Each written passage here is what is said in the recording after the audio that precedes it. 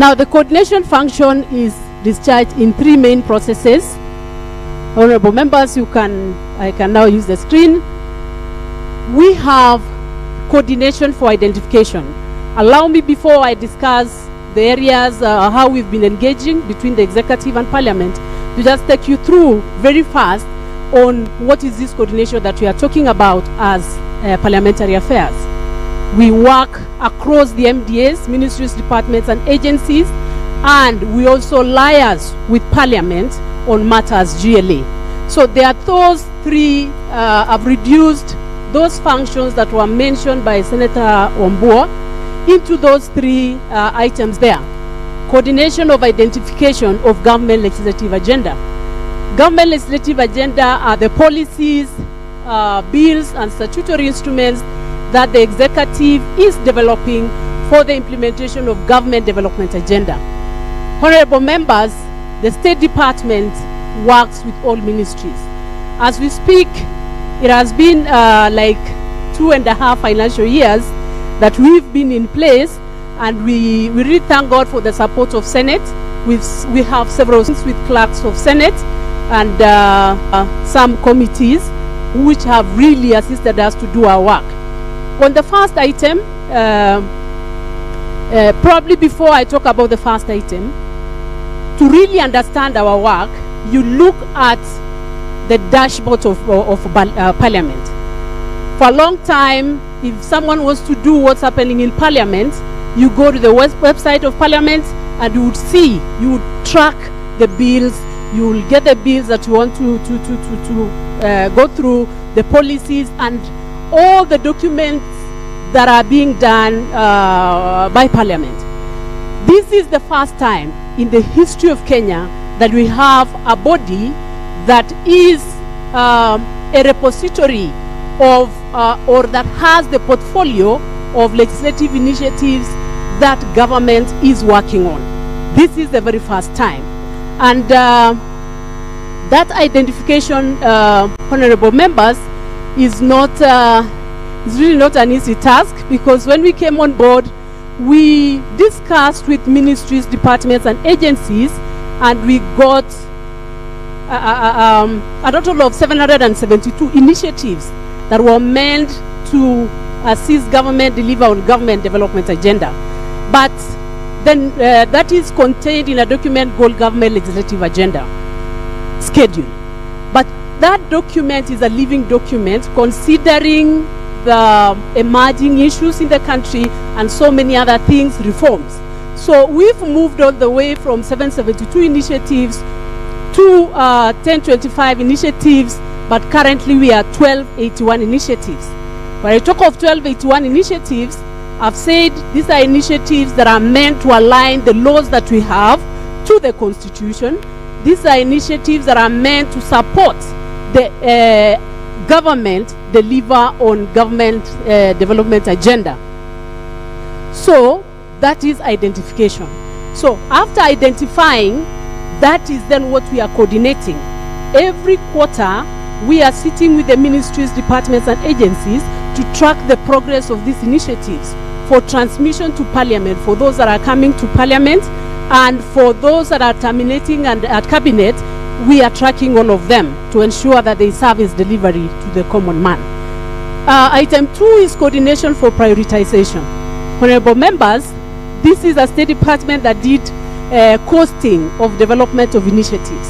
And it was surprising to realize that a lot of resources, though public participation is a constitutional imperative, which we must stick to it, it came out very well that there is need for prioritization, because the cost to do a single initiative is too much, considering the steps that are needed: inception, drafting, public participation and stakeholder engagement, the final drafting by the AG, cabinet approval, and finally to Parliament.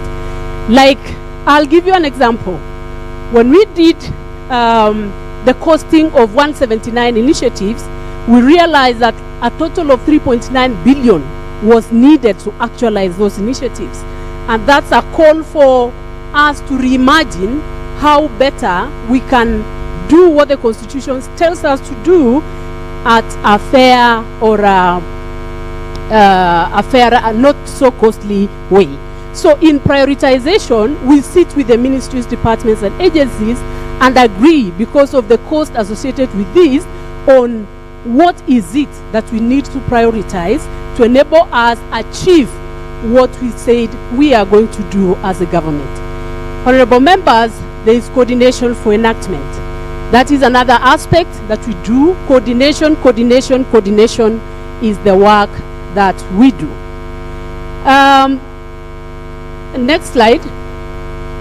So, the State Department has operationalized. For us to be able to do this, we've operationalized what is called parliamentary liaison services. And I also want to thank the Senate for their support, because I think we've been able to do the liaison work because of the inputs that Senate, committee clerks, and the Senate as a whole, the inputs that they gave us on how best we can do this liaison process. And you will see, probably when I come to parliamentary appearances, though we've not achieved the target, what we want to achieve as a State Department, there is an improvement from what we have.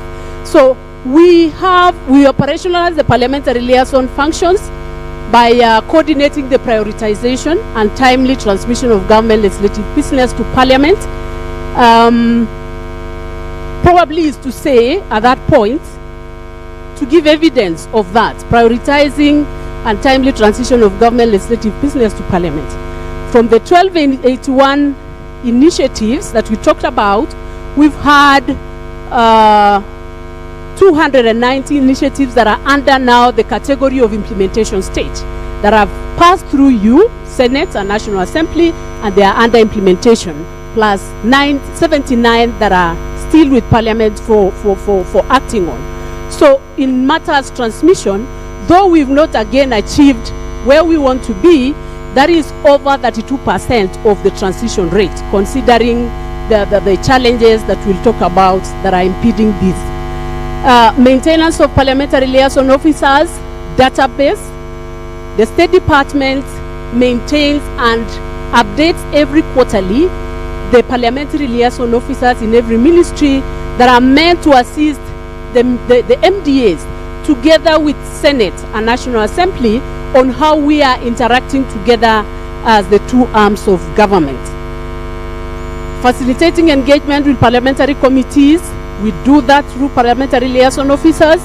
Supporting executive accountability to Parliament, that is, and at this point also I want to thank you, Honorable Speaker and members of Senate, for supporting us to hold executive, including us, to account. Every time you invite executive to appear, we work together with the parliamentary liaison officers to ensure that they appear, and in case there are issues, we always discuss on how to address. Building capacity within MDAs to develop high-quality legislative proposals by developing coordination tools. We've worked together, we've partnered with Senate to build capacity of the parliamentary liaison officers and other officers across the executive that are dealing with policy issues and legislative issues. And we've done together with the Senate. So what are the key milestones? The notable achievements that we've had, and I've said we are only 2.5 financial years old. We have the government legislative agenda schedule that we talked about, that is carrying all the initiatives that the executive is developing to ensure that service is delivered to the people of Kenya. That is a document that is there, it is in our website, and that is what we are tracking. Though I said it's a living document, we keep updating. Like, consider the other day when we had parastatal reforms, some of those initiatives were retired because of the reforms that were made. Legislative agenda tracking information system. I said earlier that if someone wants to know what Parliament is doing, National Assembly or Senate, they would go direct to your tracker, to the website, and look at it and get to know all what they want. That is what we want to do as the executive. Currently, we are doing it so manually, but we are graduating to a digital system where that will behave like the one for Senate, so that people can be able to tell what are the portfolio of policies across executive or bills or statutory instruments, and they will be able to participate in with the development of the same. Public Policy Handbook for Kenya is a very good public policy handbook that is being used even by counties now. That standards that ensures that the policies that we develop as a country are standardized and have a bit of uniformity and quality policies are developed across the government. Parliamentary Liaison Framework is another document that we've developed together with Senate and the National Assembly. You see, we do the parliamentary liaison services, but we didn't have a document that is helping us to have structured liaison. So we developed together with Senate the Parliamentary Liaison Framework, which I believe is going to sort some of the challenges that you are facing as senators when you invite us, when you invite executive to appear. Thank you for supporting us develop that. A series of items there, you've seen that. Given a short time, let's go to the next slide. That is how it looks. What I've said, the portfolio of initiatives that the government is developing, and most of them are going to land in Senate and National Assembly for processing. So that is breaking down the legislative business. That is breaking down the legislative business. And so far, we've had quite a number of bills. You can see it's an analysis from 2023 to 2025, how bills have been increasing as they are transitioned into National Assembly. You can see from to Senate and National Assembly, from 234 all the way to 593. I want to move very fast with those slides because there's a very important slide on key areas to work on together. Honorable Speaker and Senators, in our records we have the list of bills that have been approved, passed and assented to, and those are purely originating from Senate, and we appreciate the work that Senate is doing. Out of 72 bills that have been assented to, we have 12 that purely originated from Senate that have been assented to, and out of the remaining 60, 20 Senate have also had a touch on the 20 that was originating from the National Assembly. Next slide. Parliamentary support services. Those are sessional papers. Parliament have managed to approve out of 15 sessional papers, they have approved 10, and the 5 remaining are in Parliament. I would like to say, out of the several initiatives on policies, 40 have been worked on and they are under implementation. And I think, honorable members, we will share the report to that so that you get to know which are these policies that are under implementation that terminated at the cabinet level, plus the ones that came to Parliament as sessional papers. So for bills, I think I had explained that. And then for statutory instruments, we also have, out of the many that has come to Parliament, we have 153 which have been approved, and others are in several stages of development. Next. Appearances. I think that is very important. Appearances. We coordinate the appearances of PSS and CSS. And I'm aware that senators have had issues on the appearances of CSS and PSS in Parliament. If you look at that presentation there, last year, last session, 4th session, we had 55% response rate. That is from February to December 2025. We normally take stock of the invitations from Senate, and we take stock of the response, how many questions were responded and how many were not responded, and who appeared and who didn't appear.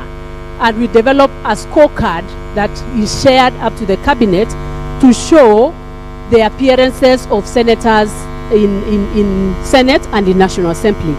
So CSS, that is just a minute, CSS question time, it was 55%. The invitations were, the questions that were raised by Senate were 168, but the ones that were responded to was 192. Now, to committees, you can see from the presentation that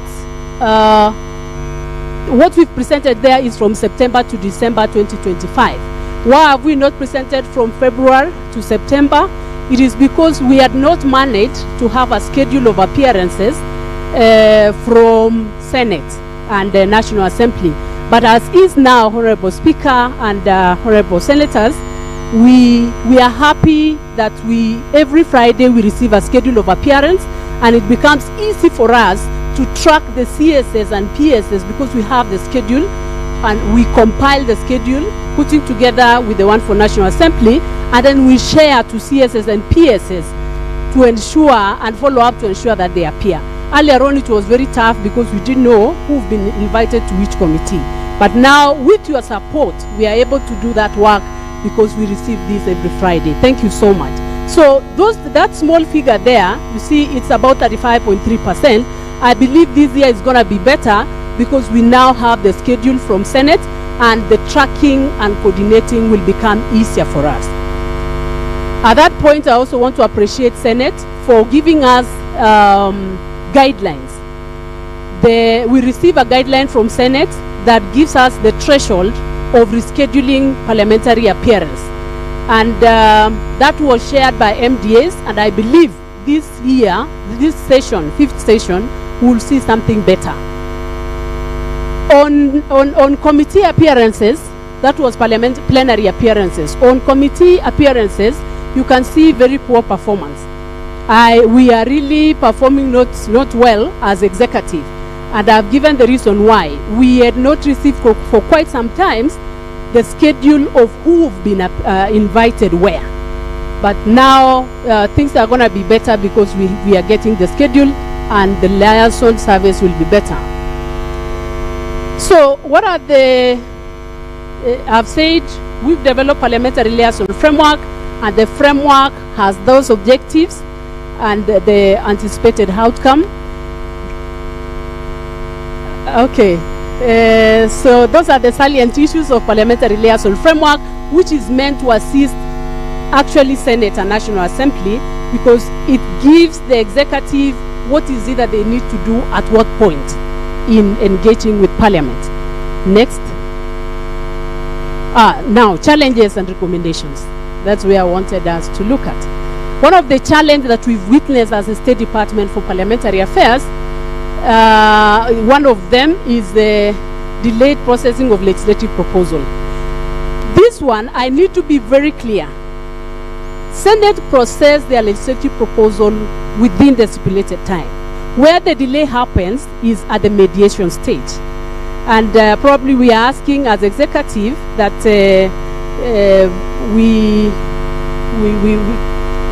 the Senate and probably National Assembly will help us on that. If you look at food and feed, just a minute, food and feed safety bill 2023, it went to mediation about a year ago, or 2024. So we don't know whether it's going to be processed or it's going to die there.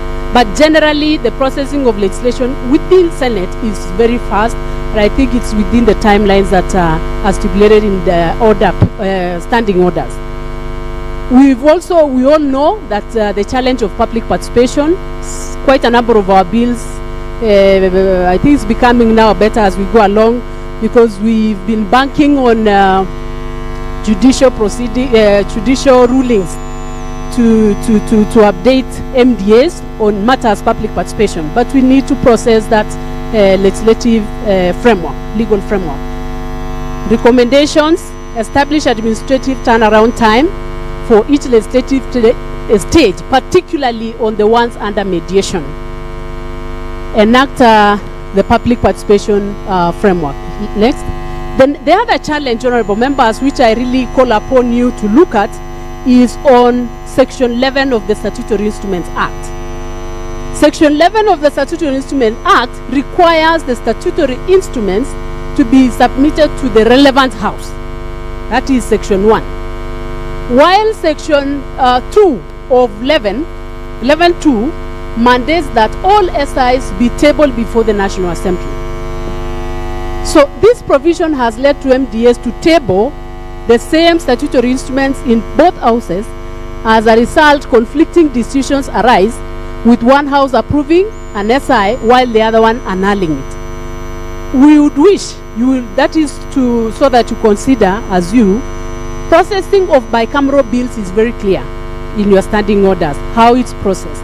But statutory instruments, if you look at our record, you'll realize that there's a statutory instrument that was tabled in one house and then tabled in the other house, and then it is revoked, yet the other house has approved, simply because of this Section 11. So I request that we look at it so that we reduce the revocation of statutory instruments that is rampantly happening. Recommendations, amendment of Section 11 of the Statutory Instrument Act to harmonize the provisions on tabling of SI and clearly specifying the appropriate house responsible for consideration, and also establish a bicameral legal framework for clarity and processing of statutory instruments.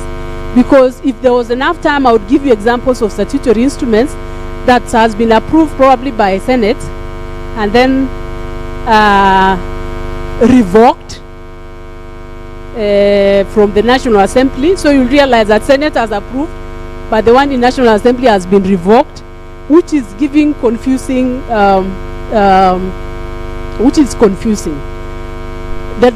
I think the last challenge there is the implementation of parliamentary resolutions and executives undertaking.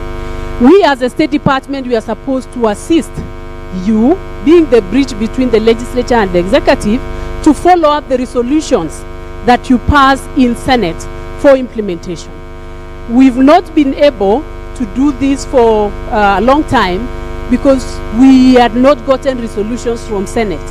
We kept asking, but finally we appreciate Senate for sharing with us towards the end of last year the resolutions that were passed by Senate requiring the executive to implement. Our work then is to follow up those resolutions and executive undertakings so that they are budgeted. Some of the resolutions requires budgeting, some of the resolutions probably requires just implementation. So with our presence, when we receive those resolutions, we will work on them, coordinate with the respective ministries to ensure that those resolutions are actually implemented. Thank you for sharing with us those resolutions. Will make work a bit easier. As I wind up, on committee appearances, I think I've talked about that. And then finally, the final recommendation, strengthen coordination of committee invitations by establishing a centralized scheduling and clearance mechanism. I think I've talked about those, the appearances. Honorable Speaker and honorable members of Senate, thank you so much for the opportunity to present. I'm looking forward to more time next time so that we do. I've really summarized our presentation. Thank you. Thank you very much. So I will stand you down. I will stand you down for a few minutes. Thank you so much, Daktari, for your presentation. You will get an opportunity to interact with the senators on the issues that you have presented on. In a few minutes, you will get that opportunity to interact with the senators. And I'm happy myself with the presentation that you've made and the full disclosures that you have made. I hope that at some point you will share with us that scorecard of the CSs who appear before plenary and who don't. That scorecard is important for us. And to Senator Mandago, before we move to the next session, because there will be a joint session. I remember there is a question you had asked the CS for health on the issue of the 38,000 HPs who in the BPS, we are told we need to recruit new ones, but the CS is saying EOCA2, that belongs to another person. Ask the Treasury where they got that one from. I think because this is the office that deals with that coordination on legislation, and BPS is a legislative issue, I think that question can be answered here. How come that one minister is saying this, a different is saying a different thing, and we are supposed to be legislating on the BPS? That's an important one. You may want to take that with Senator Madago. As I wind up, I saw our clerk taking very serious notes when you are talking about delays in mediation and processing of statutory instruments and implementation of Senate resolutions. I'm very sure at some point the clerk will have to throw some light into that, because those are provided for in our standing orders, and there shouldn't be any confusion as to how we proceed. Ladies and gentlemen, I want to stop there and usher in the next session chair, my teacher, Professor Margaret Kamar, whom Senator Madago was inciting me to throw out of the house. I cannot do that. This is my teacher. Mwalimu, come and chair the next session, and then you, after you have chaired the next session, you will then invite PS Rono to do a joint plenary with your discussants in your session. Pigia Mwalimu makofi. Thank you. Thank you very much, Senator. It's always a blessing to have a student in your life.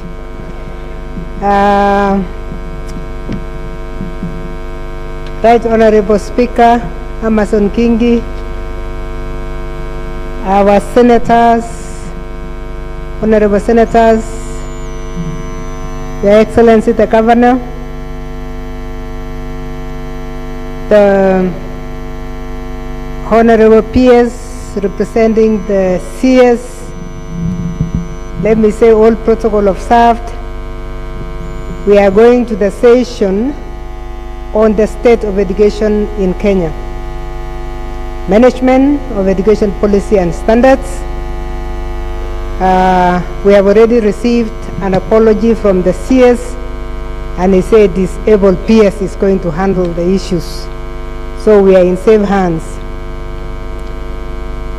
For those who may not know me, I think my student has introduced me well. Margaret Kamar is my name, and I'm the Vice Chair of the Committee of Education in the Senate. And I will serve in this session as the chair. Going by what the Health Committee did, we know that we need more time than has been allocated, so we'll try to be very precise. I will ask the presenter to be precise, and I will ask the discussants to be very precise also. I think the discussions bring out more issues, and so we will allow that. So our topic is the state of education in Kenya, management of education policy and standards. The Ministry of Education has been releasing guidelines and circulars on various matters, including in that which affected us recently, the merging of curriculum for primary teacher education with early childhood teacher education. And we actually were supposed to be having the PS talking to us yesterday, but we were not able to have a slot, so we are happy that he's here to give us clarifications on that, among many other policies and circulars that have been released.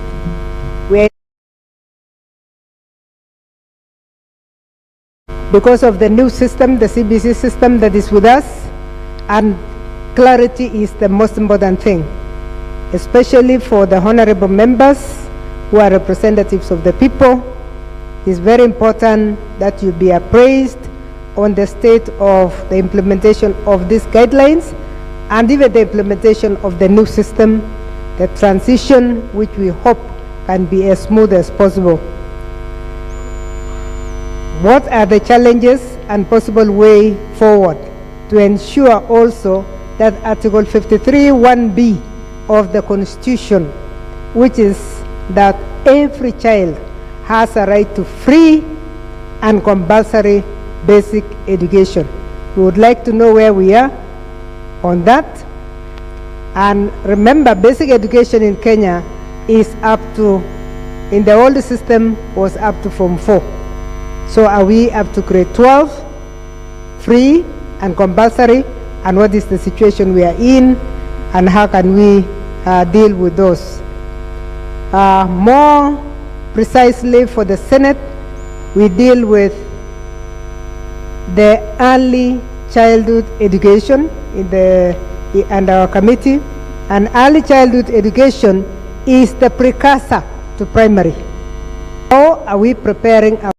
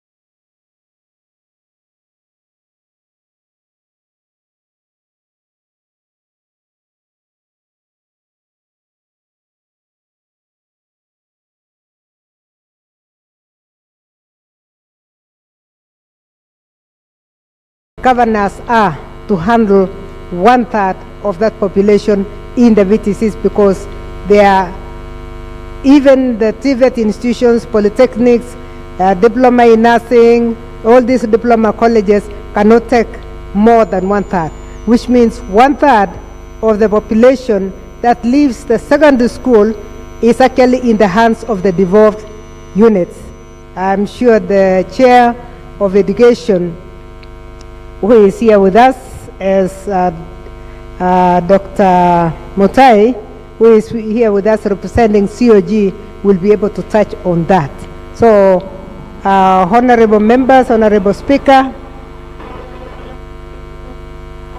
at least I'm not Sivuna. I don't know what's happening here. So with those remarks, honorable speaker and honorable members, may I introduce the main presenter of the day, who is our distinguished guest for this afternoon, Ambassador Professor Julius Bitok, representing the Cabinet Secretary, Ministry of Education. Ambassador Bitok is the Principal Secretary, State Department of Basic Education, and before his current position, he was an ambassador. He was an ambassador of this country, and now, and the PS of State, later the PS of State for Immigration and Citizen Services. He has also served as Kenya's High Commissioner to Pakistan. May I dare say he was also my student, and he became a professor in my university. Professor Bitok is a renowned scholar, as you all know, specializing in finance, public policy, and governance, and he has worked in the Central Bank of Kenya, Capital Markets Authority, and Kenya Civil Aviation, among other places. He holds a Doctor of Philosophy, PhD in finance from Moi University, program that was a twin program between Moi University and Oklahoma State University, a master's program in business administration from the University of Nairobi, and a bachelor's degree of economics from Moi University. Moi University. I would like to welcome you, Ambassador Professor Bitok, to come and do your presentation, and thereafter I will invite the discussants. Welcome.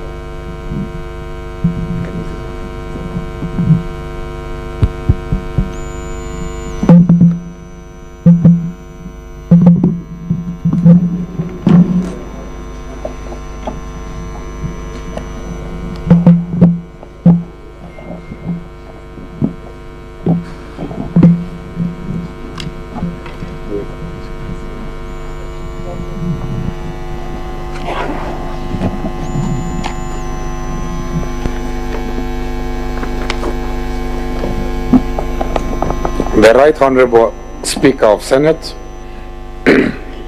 Honorable Amason Kingi, the chairpersons for Senate committees, and more specifically Senate Committee for Education, other chairpersons. I've seen the Majority Leader of Senate, Honorable Aaron Cheriot, Honorable Senators present, Governors present, distinguished ladies and gentlemen, good afternoon. My name is Ambassador Professor Julius Bitok, as introduced, PS4 State Department for Basic Education. And allow me, Madam Chair, Senator Chair, to register the apologies of the Cabinet Secretary, Honorable Julius Migos, who is on official duty abroad, and asked me to represent him. And allow me again also, Senator Chair, to introduce the CEOs who have accompanied me. I would only request them to stand wherever they are and just wave. CEOs of state corporations, KICD, SEPU, Samastea, NEC, UNESCO. Thank you very much.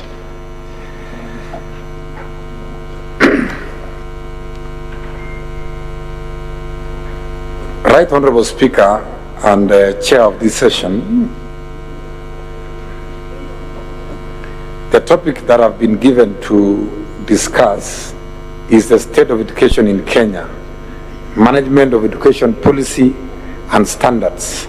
And I'll try as much as possible to highlight some of the key policy issues. And to begin, at the onset, please allow me to express my profound gratitude to the Senate for the wisdom of hosting this assessment and planning retreat. Inviting the Ministry of Education alongside other key national government ministries is walking the talk on the essence of consultative and complementary relationship between the different arms of government in oiling the cogs of the functional and robust democracy. More importantly, it speaks to the shared recognition and appreciation of our nation's most vital resource, our children. Secondly, it is a bold statement of your value attachment to education. Indeed, yourselves, as well as myself, are but a living testimony of what education can do. Your journey to the August House began with the foundational learning. Arguably, it is education which brought you the ticket, or rather which brought you the ticket to sit in this audience today. And I can give a very classic example. My teacher here, she was my principal when I was a student leader at the University of Eldoret. Professor Kamar here was my principal. And there are many other teachers, of course, in the room, including a few senators here. Mr. Speaker and honorable senators, Our country is at the cusp of fundamental shifts in education. Last year, for the first time, the pioneer cohort of grade 9 learners under the competence-based education sat for the Kenya Junior Secondary Education Assessment. I'm happy to report that we are very close to 100% transition to grade 10. We have also successfully retooled majority of our teachers to align their pedagogical skills to competence-based education demands. I also confirm that we have kept our promise to hire more than 100,000 teachers, and we are counting, to ease the classroom burden and move our ratio of learners to teachers closer to the global standards. As we speak now, with 12 million learners in basic education, that is from primary, junior to secondary, we have 50,000 teachers, meaning the ratio is 1 to 26 across the board. The global standard requires us to have 1 to 25 learners so that we meet the global standard. The ministry has also invested heavily on expansion of infrastructure in schools, including in the construction of classrooms, laboratories, and wash areas. For the first time in our public schools, capitation arrived before learners this term. It is actually historical that this government, for the first time in many, many years, was able to send money to school before schools opened. I did received capitation money on 20th of December. And by 2nd of January, I had sent all the money, the 44 billion, to our schools. And the schools were opening on the 5th, meaning we were 3 days ahead of opening schools. And it's happening for the very, very first time in many, many, many years. Now that we have successfully identified and expunged ghost learners from our records in the recently concluded enrollment verification exercise, we are confident that we have reliable data to inform better planning and resource allocation in our schools. And I also want to report to the Senate that apart from cleaning the register, cleaning the data in our education system, we have also taken decisive action against teachers who we suspect inflated the numbers. We have also taken action against the sub-county directors of education who we suspect are capable with the idea of ghost students. Mr. Speaker, honorable senators, the framers of our constitution vested in the Senate an important role in the oversighting county governments, which are responsible for many aspects of fundamental learning. Educationists agree that basic literacy, numeracy, and social-emotional skills is the mother of all learning.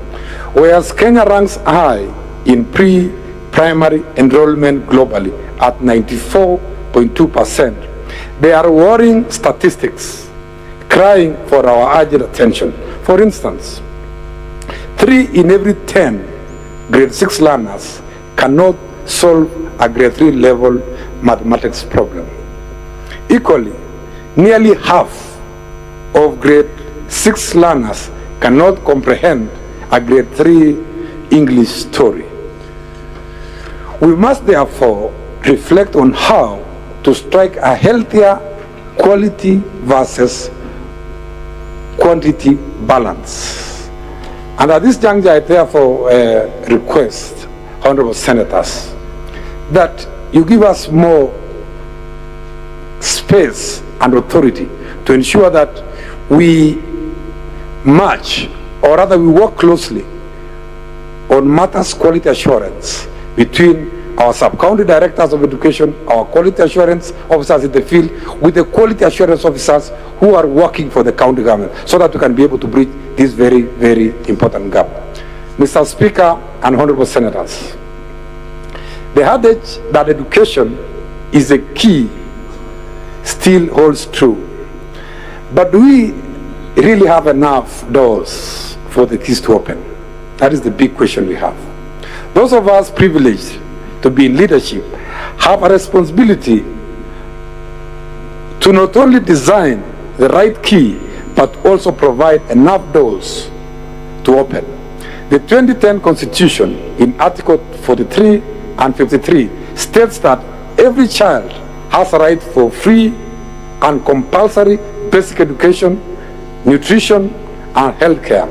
The Basic Education Act of 2013 promotes and regulates free basic education and standardizes school management, while the Early Childhood Education Act of 2021 governs the provisions and regulations of pre-primary education.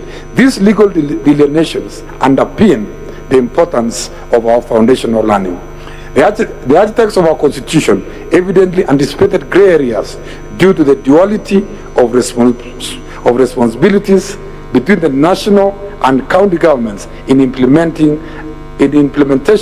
of foundational learning. They therefore unpacked the respective roles as follows in the fourth schedule. Under the national government, we have funding, policy formulation, curriculum development, quality control, and national assessments. Whereas under county governments, we have implementation and management of pre-primary education and child care facilities, including infrastructure development, hiring of teachers, and school feeding programs. The national government, in doing its best to meet its obligations. This week, for instance, I appeared before the Education Committee of the National Assembly to defend a 245 billion basic education budget. Collectively, the Education Ministry has hit a historical high of 700 billion. It has never happened that we have a budget for education globally, for basic education, for universities, and for TVETs, hitting 700 billion. For many years, the budget has been at around 400, 500 billion. But for the first time under Kenya Kwanza government, we have a budget of 700 billion plus. As I brought to the attention of the committee, we still have, of course, out of the 245 billion budget of basic education, we have a deficit of 111 billion to optimally fund basic education, especially free primary education, the school feeding program, and national assessments and examinations. Aware of the raging emotive debate around the future of training and certifications of ECDE tutors. This debate is timely and healthy. The ministry is committed to ensuring that the eventual policy position is reflective of a genuinely consultative process that respects the realities of local and global and future education needs. Mr. Speaker, this issue of ECD tutors or ECD training is a 2-year-old issue. It was decided 2 years ago.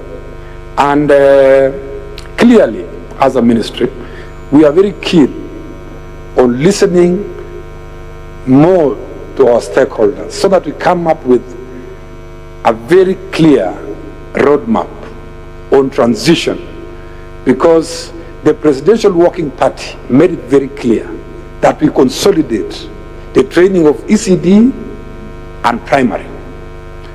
But as a ministry, we are keen and we are open to further consultations with the Senate and with other stakeholders so that we come up with a solution that is for the benefit of this country. Mr. Speaker and honorable senators, may I now turn the spotlight on the expected role of county governments in effective foundational learning. The 2010 Constitution entrusted ECDs to the county governments. This was intended to bring the most critical stage of human development closest to the people. Essentially, therefore, you are the ultimate guardians of about 4 million Kenyan children currently enrolled in our pre-primary education centers. We have a duty of care to provide reasonable infrastructure and dignity in our ECD centers. Regrettably, pre-primary learning in some counties in this country is still being held under trees in dilapidated structures. I urge this House, honorable senators, to exercise its oversight mandate to ensure that county integrated development plans prioritize the construction of child-friendly, safe, and modern ECD centers around the country. We must also put our house in order in the important matter of our ECD teachers. The current status of many of our ECD teachers is unacceptable. In many counties, there is delayed salaries, lack of pension schemes, and a take it or leave it volunteer mentality towards these professionals is common across the counties. An unhappy teacher cannot be trusted with nurturing a child's mind. The Senate should prioritize pushing for harmonization of the schemes of service for all the teachers of ECDs around the country. We need to abandon a stopgap short-term contracts to terms that attract and retain competent, well-trained professionals. I dare say the national government is already holding the how-to candle on this. County governments should match this strategy at the entry level of our education system, because this is critical in ensuring that we bring up young people into the mainstream of our education system. Mr. Speaker, honorable senators, equally pertinent is the issue of providing food to our pre-primary learners. You cannot teach a hungry child. While some counties have pioneered impressive school feeding programs, others have no provision at all. This creates a lottery of birth where a child's nutritional health depends entirely on the county of birth or residency. And this is really, really very unfortunate. I urge the Senate to advocate for the national county nutritional framework that guarantees at least one fortified meal a day for every ECD learner across all the 47 counties. As I inch closer to the end of my presentation, I want to reflect on equity in our ECDs. There is a policy disconnect between the ECD level managed by the counties and the primary level managed by the national government. The ideal long-term solution would be to establish start to finish comprehensive basic education schools. As a meanwhile, the Senate can support the education sector by insisting on and causing the implementation of a uniform curriculum across the competence-based education. That's from ECD, we go to primary, we go to junior school, we go to senior school. Should be really very, very comprehensive, supporting the operationalization of KEMIS, Kenya Education Management Information System, to create a reliable, integratable, and trackable data in equitable resource allocation and accountable utilization, especially in ASAL and urban poor regions. Honorable senators, it is not in doubt that a legal framework that is clearer on the roles of the national and county government in education matters is welcome. I am therefore glad to note that the proposed Basic Education Amendment Bill 2025 that is now before the National Assembly offers a historic opportunity to clarify these roles while strengthening coordination and resource allocation. I therefore appeal to senators to give the bill the attention that it deserves when the right time comes. Honorable senators, I thank you for your continued oversight of the county governments, particularly in management of our education, particularly ECD. Your oversight is the bridge between the child's potential and their reality. By holding county governments accountable, you help assure that funds meant for our youngest learners actually reach the classroom. Together, we can give our youngest citizens the start they deserve. Thank you very much for listening to me.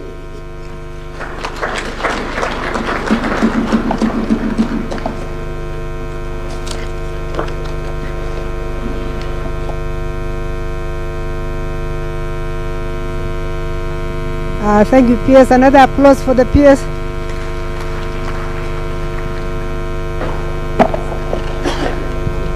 May I therefore, without much ado, invite the discussants. As I mentioned earlier, we have Senator Betty Montet, Chairperson of the Senate Standing Committee on Education, and Honorable Eric Kipkoech Mutai, Governor, County of Kericho, and Chairperson of the Education Committee. Please come forward together. And even as they are coming, I want to say one thing about each one of them. The Honorable Senator Betty Montet has chaired this committee, is the chair of the committee, and has been extremely keen in ensuring the clarion call on education for all. Since she took over the leadership of the Standing Committee on Education, the committee has pursued matters relating to access to education by all children, and in particular have been focusing on the development of classrooms, some of the issues that were raised by the peers at the county levels. The committee has been keen in ensuring that all children get basic education, including the school feeding program. So we'll hear the survey that has been done by the committee from the chair, Senator Montet. The Honorable Dr. Eric Kipkoech Mutai is the chairperson of education, as I said, in the Council of Governors, and he will be telling us the experience of the Council of Governors in relation to some of the issues that have also been raised by the peers, especially on the areas that touch on Schedule 4, that is ECD and VTCs, and the challenges between our ECDs and primary schools, the practical challenges that we have seen on the ground, which I know the governors have been talking about and conveying. So let me not take much time. Let me invite Senator Betty Montet to come forward. Yes. To do your presentation from there, actually. Thank you, Session Chair. I'm lucky the Session Chair is also a member of my committee. And first, I want to thank the peers and my co-chair, Governor, Your Excellency, for being here for this meeting. Maybe what I could start with, Bwana PS, it's something not very interesting, because as a Senate, these members here have forwarded so many statements to your ministry, and I have 54 which have not been answered. 17 date back to 2004, 34 date back to 2025, and 3 are for this year. The reason why I'm bringing this, Bwana PS, is because I'm sure most of these members would have questions they would want to ask, or they've always wished to ask the ministry, but we've not received those answers. So as you prepare, maybe you can give us a way forward on how we are going to go about it. Secondly, maybe I would have said it would have been good if we also had the PS TVET, because, you know, as a Senate, we are meant to do matters, those which are devolved. And we had a good discussion with the peers about 2 weeks ago, and most of the figures you've actually given us, we got them from her, and though maybe there are few issues here and there, I'm sure there are issues there we can sit as a committee and maybe iron out. To start with, maybe I would want to talk about what to emphasize, and that is on ECDE. That is our core mandate as a Senate. And I would wish to report here today that this committee has visited 9 counties to oversight the implementation of ECDE. We've also met with 29 governors in the last 8 months. And this can tell you peers that are alive on what is happening on ground on matters ECDE. Actually, members, as you are aware, and most of you, when we visit these counties, we invite the sitting senators. The matter on ECD on ground has not been very rosy. It has been very, very unfortunate. It has been very discouraging.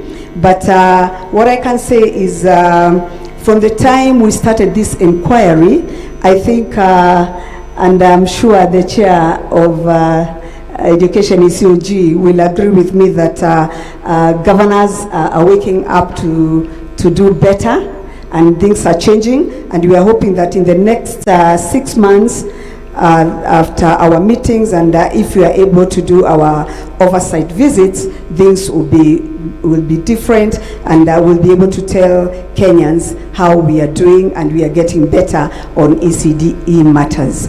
I don't know whether you want me to go to that, or you want members first to ask their questions so that I can input also as they ask to the peers directly. Chair. If you have finished your summary and you're comfortable, we are okay. I still have so much which I can I can try to come in as members also, ask those questions direct to the PS. Okay, because all we wanted was we give you a global overview to reduce the questions from the floor. But if you have done that overview, then I'll be happy to move to the governor to give his own overview.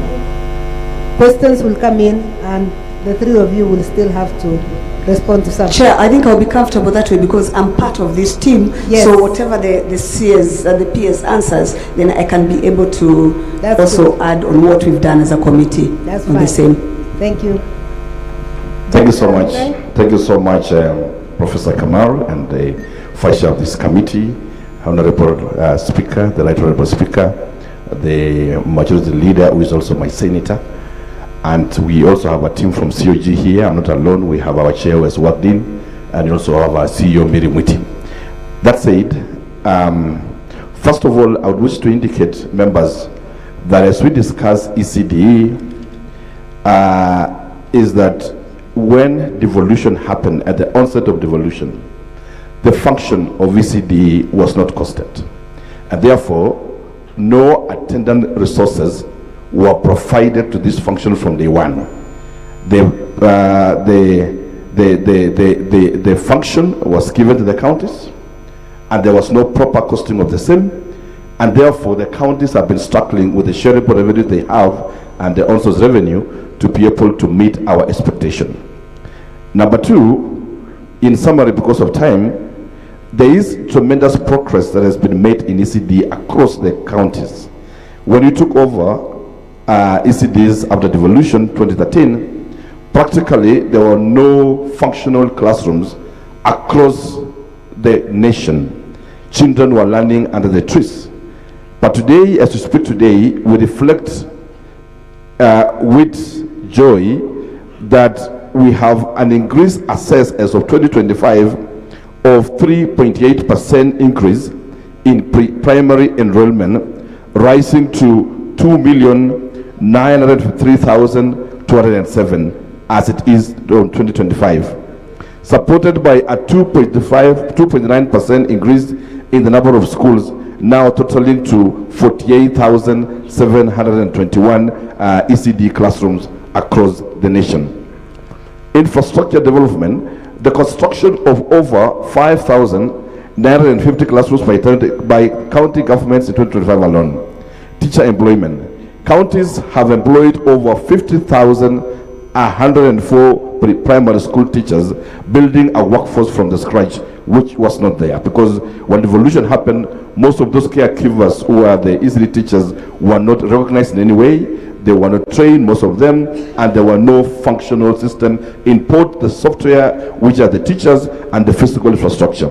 And today, the county governments have employed close to 50,104 primary school teachers. Counties now provide learning materials to a number of our ECD centers, which includes textbooks and even materials such as chairs and tables, which are tailored to meet the child at that level. And a number of counties today are actually supplying and providing chairs and tables for the children at that level, while at the same time, a number of counties are equally also giving out the school feeding program. We have classical cases like Bungoma County, where they are giving wholesale porridge, and other counties that are also doing the feeding. See, the senator is not very excited, but I'll ask the speaker to protect me on this one. Anyway, so we have such, and there's progress in terms of the feeding program. Distinguished senators, I would also want to mention that as a chair of the Committee of Education, we have formulated in partnership with experts in health and nutrition a school feeding policy that will be speaking to a unified feeding program across the county and advises the counties and stakeholders on the nature of meals that these children need to be fed, so that feeding program is not feeding programs for the sake of it. Lastly, is that on matters FTC, there has been tremendous improvement in terms of training colleges across the counties. And we've seen attempts by the county governments to allocate resources of capitation to these particular FTCs. However, even as I conclude, we have, like I indicated, that these functions was not costed. In fact, up to 2018, the national government used to give 5 billion conditional grant to support FTC. But until when around 2018, the same money was scrapped and it was taken away. And so FTCs have been left to struggle under the little resources that the governors have within their disposal. As I conclude also, Piers has mentioned a policy that was given some 2 years ago on the merging of the ECD training with the primary training. And I would wish to indicate here, Piers, that we are in total disagreement with that policy, because the curriculum of ECD training is specialized and it is meant globally to train these teachers as caregivers.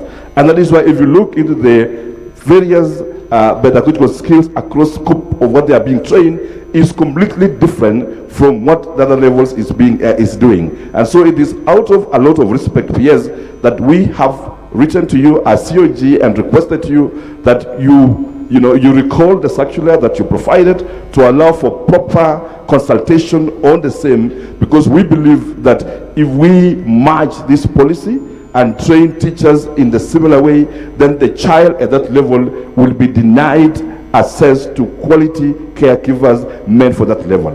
And lastly, as we speak about that today, I also saw in the funding model, given your circular that you provided, already in the cluster funding of the higher education, the bachelors of education in ECDE is not going to be funded in that cluster.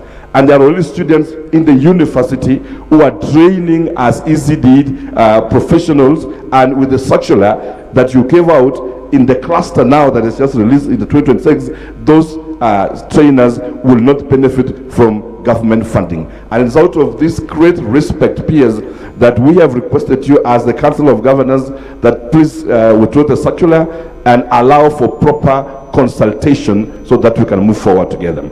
Otherwise, as we paint a rosy picture or an unfortunate picture of ECDs, we also want to confess that we come from a very difficult ground, that these functions were not costed before they were given out to the counties. We have equally given an advisory to the counties as a chair of education that even as we struggle to give bursaries, and support national government in a duty that they are supposed to be doing, our emphasis to counties is that we give more resources to vocational training centers, so that if we must support the children, we support in a more harmonized and a more intentional way, while not escaping from what has been devolved and what has been given to us. It is possible, peers, to put together, this is my view, all these bursaries that we have been giving out, from the ministry, from the governors, from the members of parliament. It is possible to put all this money together and provide free education for the nation, right from ECD all the way to the university. Asante sana. Thank you very much. An applause for the panelists. Thank you, Governor. At least you are as converted as the Committee of Education that we can match things and go for free education.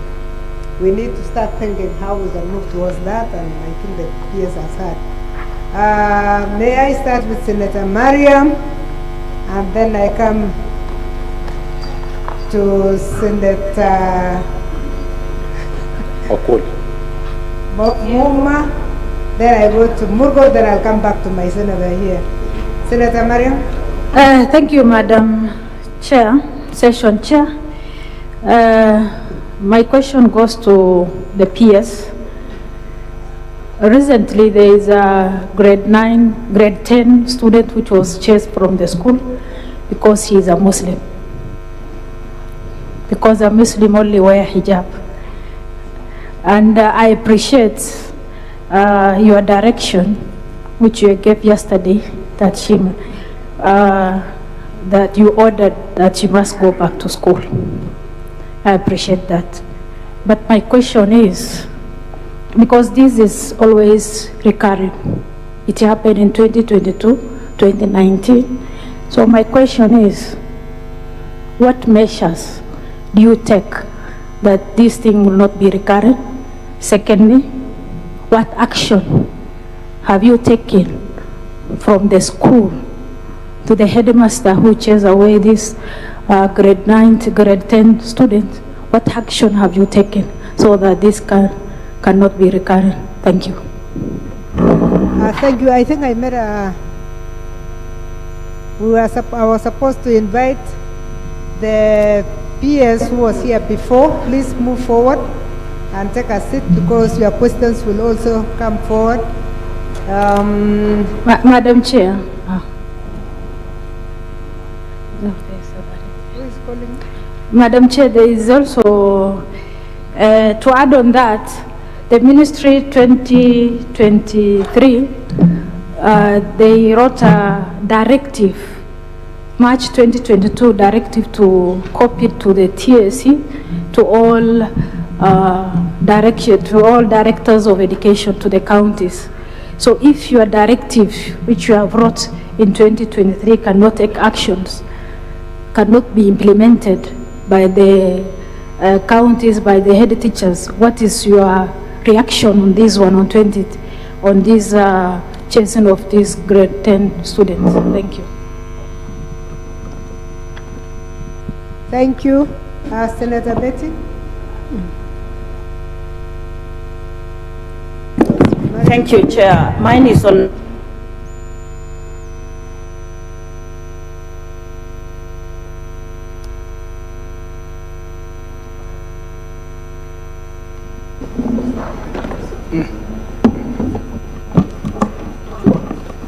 Thank you, Chair. We know that children and more so the development of brain, the most crucial age is between 0 to 8 years.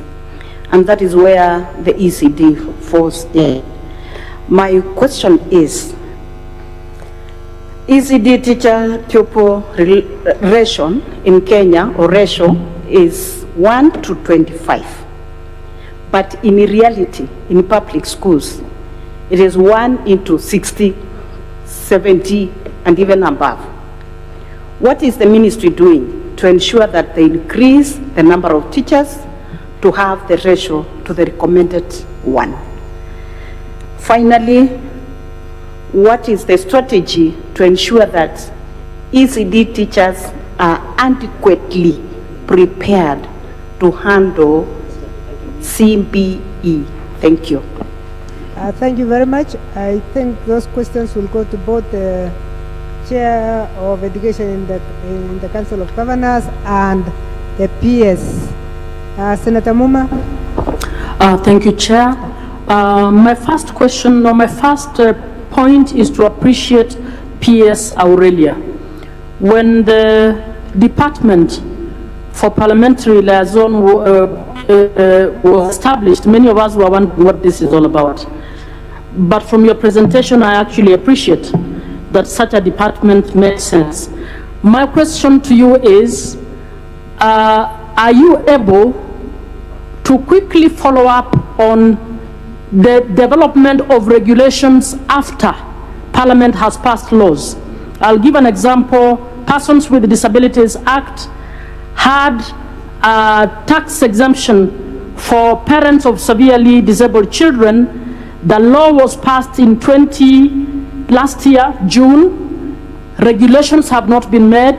So many parents want this to happen.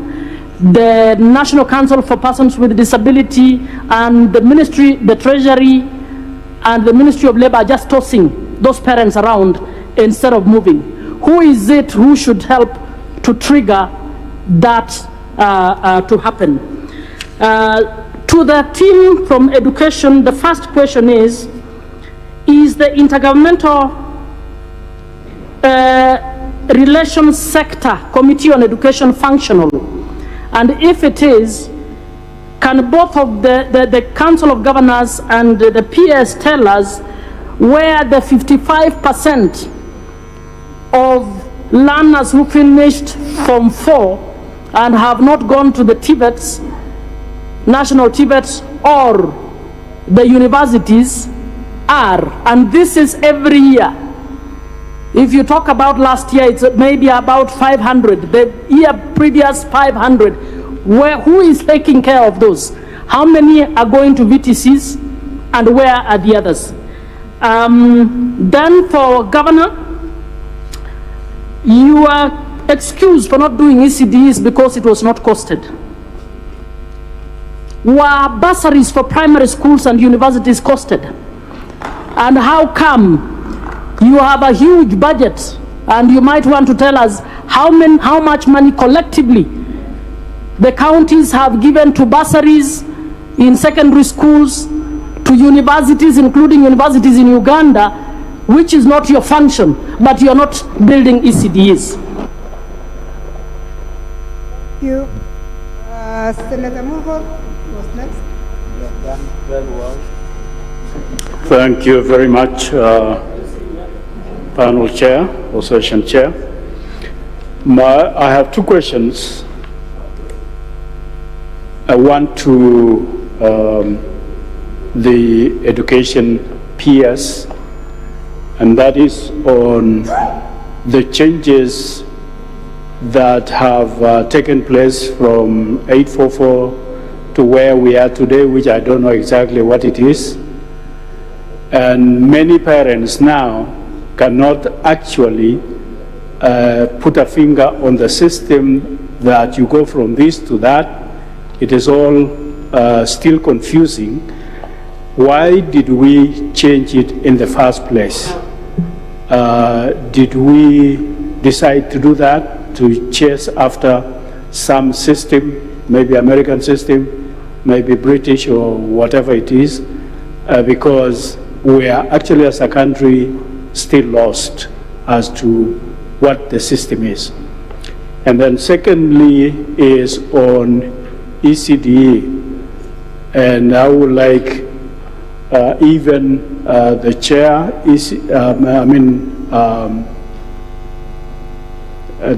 the Council of Governors chair on education to also chip in this because I don't know if he has a clue what is happening in other counties.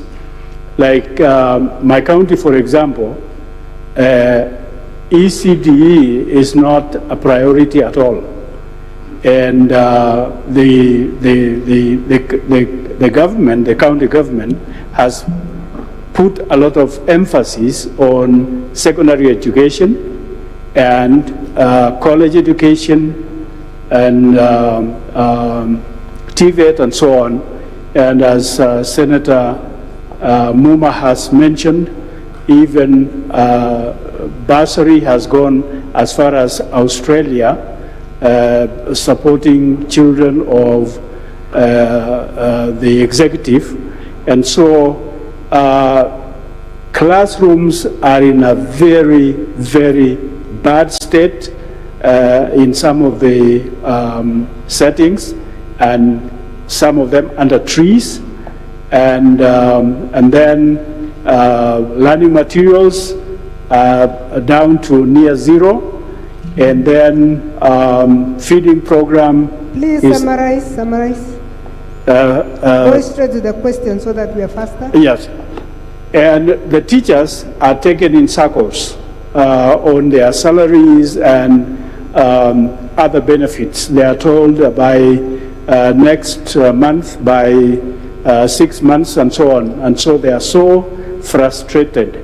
And so my question is, how can the ministry straighten this mess so that it is clearly into the mind and system of counties that ECDE is theirs and must be done? Okay.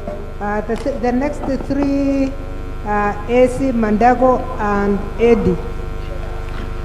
Thank you very much, Session Chair. Now, my first question has been asked, Governor Mutai. There is no excuse for counties on matters ECDE, particularly when you touch on resources. Having been a governor myself, I want to tell you, Kericho County government started with an allocation of about 3.5 billion in 2013. Today, Kericho County government receives in excess of 7 billion. Uasin Gishu, by that time, was receiving over 4 billion. It is now receiving in excess of 8 billion. There is no excuse. Let's concentrate on our mandates. And I want to thank the session chair. When she was a senator in the Parliament of 2017-2022, they actually passed, made sure that the policy was passed on the issues of promotion, recruitment, remuneration of ECD teachers. What is remaining, Governor, is implementation. Number two, I would want to ask the PS for basic education whether the ministry has a policy for funding students in private universities, depriving national or public universities of the needed enrollment so as to be able to have sufficient resources to learn this university. And I want to give you a very good example. Moi University, in 2023, were allocated 5,000 students from a capacity that Moi University used to have an enrollment of excess of 18,000 teachers. And those students were taken to private universities and other small universities. New universities were given in excess of 15,000 teachers without respecting the teacher-student or the lecturer-student ratio. Is there a policy, or we are continuing as a tradition of what had been established? For PS Aurelia, I would like to know, my Committee of Health in the Senate received a petition from the medical students of Kenyatta University on the use of KUTTRH as a teaching facility. We processed the petition and we made recommendations. Specifically, we recommended the academic block that was built, designed for teaching and research, that had been rented out by KUTTRH, and the biggest tenant was WHO. I am also aware that the lease for WHO is expiring somewhere either this month or next month. What are you going to do to make sure that that academic block that was meant for teaching and research goes back to Kenyatta University School of Health Science so that they're able to use it for teaching? Madam Chair, just allow me 1 second so that PS might not have the benefit of the historical background of that matter. The issue was students of Kenyatta University who are supposed to be the owners of KUTTRH were actually not being given access to the use of the KUTTRH hospital. They were going to do their practicals in Kiambu. And Mount Kenya University a private university, was the one actually utilizing the hospital that was conceptualized, designed, and built by Kenyatta University. I want you to make a very serious follow-up. We have had discussion with SCAC, we have had discussion with the university, and we agreed when the lease expires, that whole facility should go to the School of Health Science. Finally, allow me to chair one more question, because you know I have to tell Mutai. On VTCs, Chair, you remember when you were a senator, the capitation for VTCs was actually transferred in that period of 2017-2022. The capitation for every VTC student was 13,000. It is part of the share of revenues counties are receiving. What you only need to do is go back and implement that. For every student you have in your VTC, give that VTC 13,000, and you will be surprised with the enrollment you will realize in the VTCs. Thank you. I gave him leeway because of experience. So let's be more brief. Senator Esi.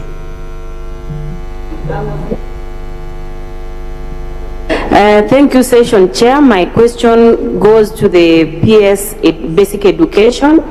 Apart from my legislative work, I equally donate books to schools. So this caught my attention. A few weeks ago, the Auditor General flagged off 540 million irregularities in distribution of textbooks to public schools. Please shed light on that, or if indeed that's the case, have any investigations begun on that matter? Thank you. Senator. Thank you, Session Chair. My question is to the PS. My question is actually 2 or 3 very quickly. Number one, PS, I've had a lot of cases in Migori County of people who finished, training long time ago as teachers, from 1998 all the way to 15 years. And in this massive recruitment, which I applaud the President for, having done over 76,000 teachers recruitment, could you give the country light on your prioritization schedule on teachers who graduated before, let's say 2 years ago? Because it's not clear who are these people who get opportunities when there are a lot of people who still claim that they graduated a long time ago and they never get opportunities. I would want to hear your response to that, and perhaps your commitment to the Senate, if you can give us a computation of how this map looks like in terms of prioritization of those people who are taken now in teachers currently. The second question is on specific to Migori County. In your July 2025 revision of the classification of hardship, Migori County did not get classified as hardship areas, especially in 2 areas, Nyatike constituency and Kuria, both Kuria East and Kuria West constituencies. Yet the hardship that we face in those areas are the ones that we see in places like Mandera and other places. Is there a reason why Nyatike, Kuria East and Kuria West are not classified as such? Then first, do you have a multi-agency response to the current ongoing floods and rains that are making sure that some kids are not getting to schools in some areas such as Nyatike, Kuria, and the larger Migori areas where floods have been able to make it difficult for children to access schools? Is there any response to deal with these calamities to make kids be able to access schooling in these kind of areas? Thank you. Thank you, Senator Mirach. Asante Bi Mwenyekiti, swali langu litaenda moja kwa moja kwa PS. Nipende kumjulisha ya kwamba mtaala wa 844 unaisha mwaka wa 2027.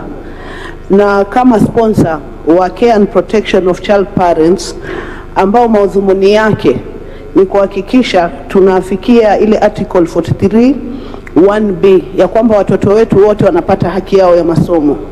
Nimefatwa na zaidi ya wanafunzi 200 ambao wangetamani sana waweze kukelia huo mtihani wao kwa sababu walitelekezwa wakapata ujauzito wa mapema.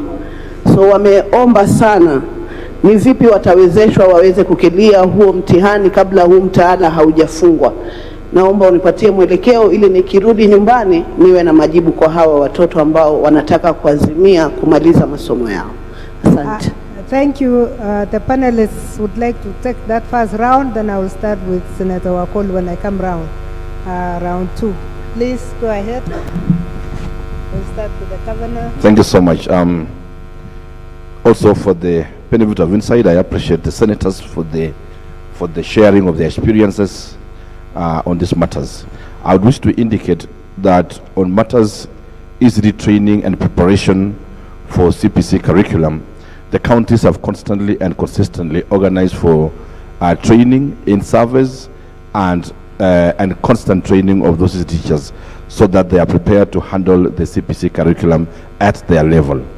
Number two, a question has been raised that the teacher ratio is ideally supposed to be 1 to 25, 1 teacher to 25, and I agree totally as a professional teacher myself.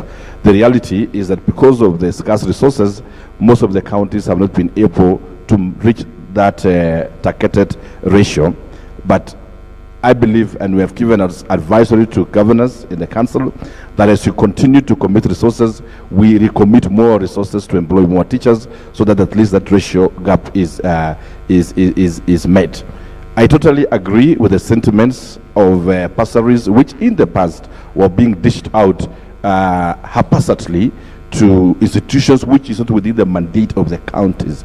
It was insane that county governments could at some point even budget passes to secondary school. And as COG, as we speak today, we have given out advisory as a council, and most of the commitment that we are giving to this Senate is that much resources will be given to the FTCs and also to the ECD Foundation. We have developed a curriculum, a scheme of service for the ECD teachers across that guides the counties in consultation with SRC, which is fully developed. Most of the counties have been able to implement the schemes of service. Kericho, for example, and my senator is here, I see he's smiling and he's appreciating that in Kericho we are leading in the pack. In fact, my teacher now, my ECD teacher of certificate is earning 25,000 at the 28th of the month. In fact, I pay more than what the national government is paying their interns in the junior secondary school, because they are paying, I think, 18,000. But my certificate teacher is earning 25,000. My diploma teacher is earning 3,000. My degree teacher is earning 40,000. And the 1,600 teachers are all on permanent and pensionable terms.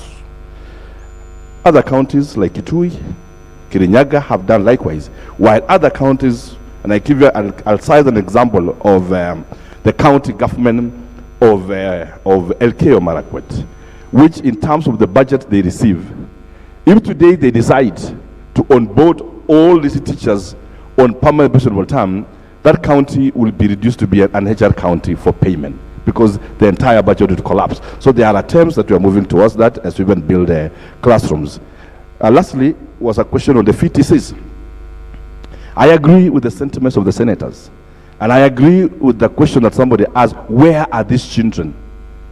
It is a very good question. Most counties have been able to revamp their FTCs. I'll cite for you a case of Kericho County. What we did, for example, is intentional campaign where we intentionally gave capitation and scholarship to those guys in FTCs.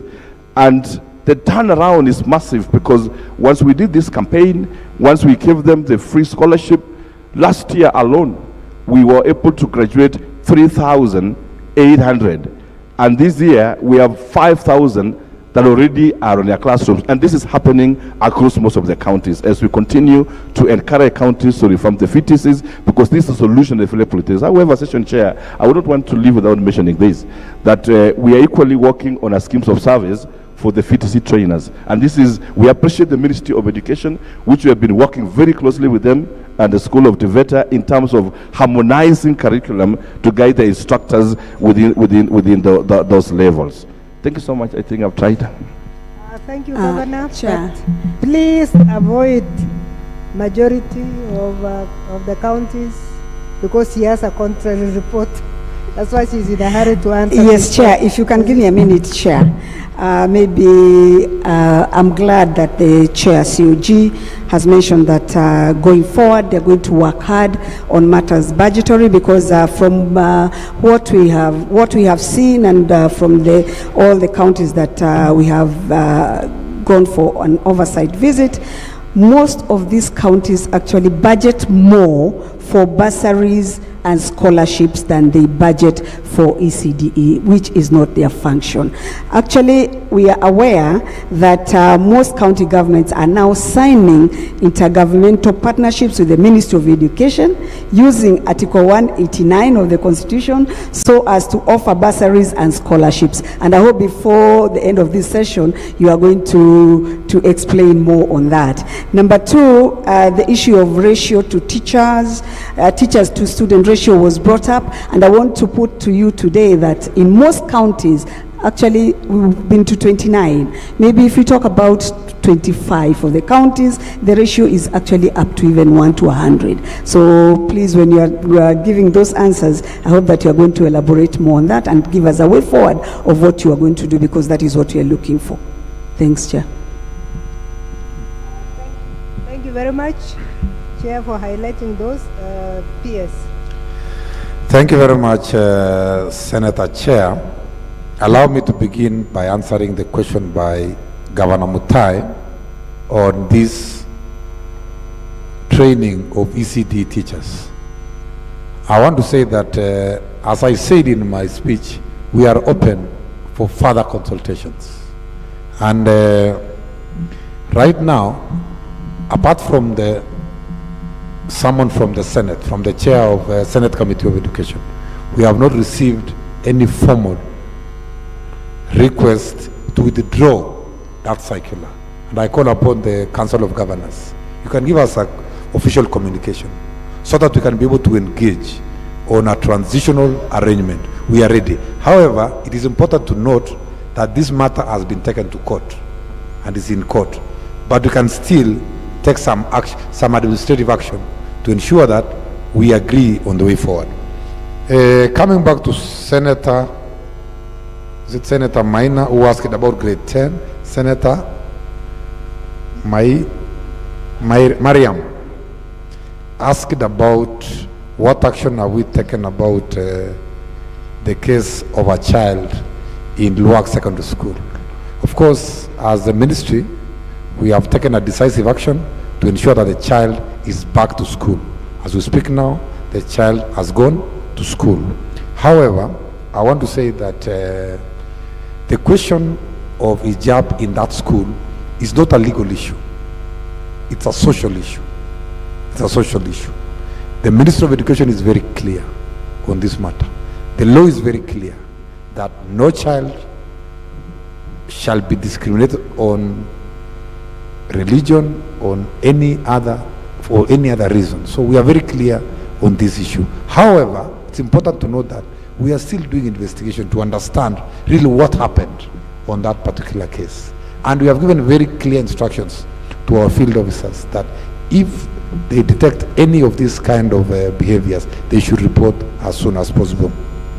Coming back to Senator Beth, who asked me about the ratio, teacher-student ratio. Right now, we have 12 million students in primary, junior, and secondary school, against 458,000 teachers. So as we speak, the ratio is 1 to 26 right now. And the government will continue employing teachers. The international UNESCO standard for teacher-student ratio is 1 to 25.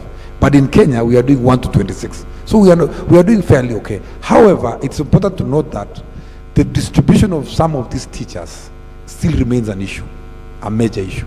And I call upon the senators, Honorable House, through the Speaker, to help us really deal with this issue of distribution. We find that as much as we meet the demand, some of the teachers are concentrated in some areas of this country and very few in some other areas of this country. And it's really a very unfortunate issue. When you look at the statistics, we are okay. But when it comes to distribution, it becomes a major issue. Coming back to the question by Senator Muma as to whether what happens to 55% of the students who are not qualified to go to university, I want to say that there was an improvement overall on KCSE this year. This year, 27% of the students qualified to join university. The international standard is that 30% of the students need to qualify. That is, out of 980,000, 270,000 qualified. And we are within the ranges. But the remaining students who don't qualify to the university have opportunities. They have opportunities in TVETs, they have opportunities in VTCs, they have opportunities in teacher training colleges, KMTCs, and many, many other opportunities. And from where I sit, there's really a lot of improvement in enrollment to our TVETs. About 3 years ago, we had about 150,000 students in our TVETs. Right now, as we speak, we are now doing 800,000, and they're increasing. So there are more opportunities in our tertiary institutions that can be able to take care of the 55% of the students who don't qualify to go to university. Senator Murgor asked a question on competence-based education, or CBC. Why did we change in the first place? As a teacher, Senator Murgor, through the chair, it is important to note that curricula is dynamic and it should reflect the national needs of a nation. And every after some time, a nation should review their curricula to see whether it reflects the national needs or rather it captures the national interest of a nation. 844 system has served us for more than 40 years, and it has done very well to bring as many people as possible. The reason why we had to change from 844 to CBE, competence-based education, is because competence-based education focuses more on the skills, the talent, the competences, the abilities of a child. If you are good in music, for example, you are given a chance to start learning music early in your education. If you are good in science, you are given an opportunity to do STEM and to do sciences early in senior school. What 844 was not able to capture. You can remember, when we are transitioning from junior to senior school, we now have specializations, 3 specializations. We have STEM, we have social science, we have arts and sports. Something that is not in 844. In 844, you do 8 subjects, everybody does 8 subjects, and that is it. So, the new curriculum is what the world is going through. If you look at many countries, even the Canada, Finland, US, everybody's trying to give every learner an opportunity to do best that thing that they know and that they're talented in. And that is why we have to shift from 844 to competence-based education.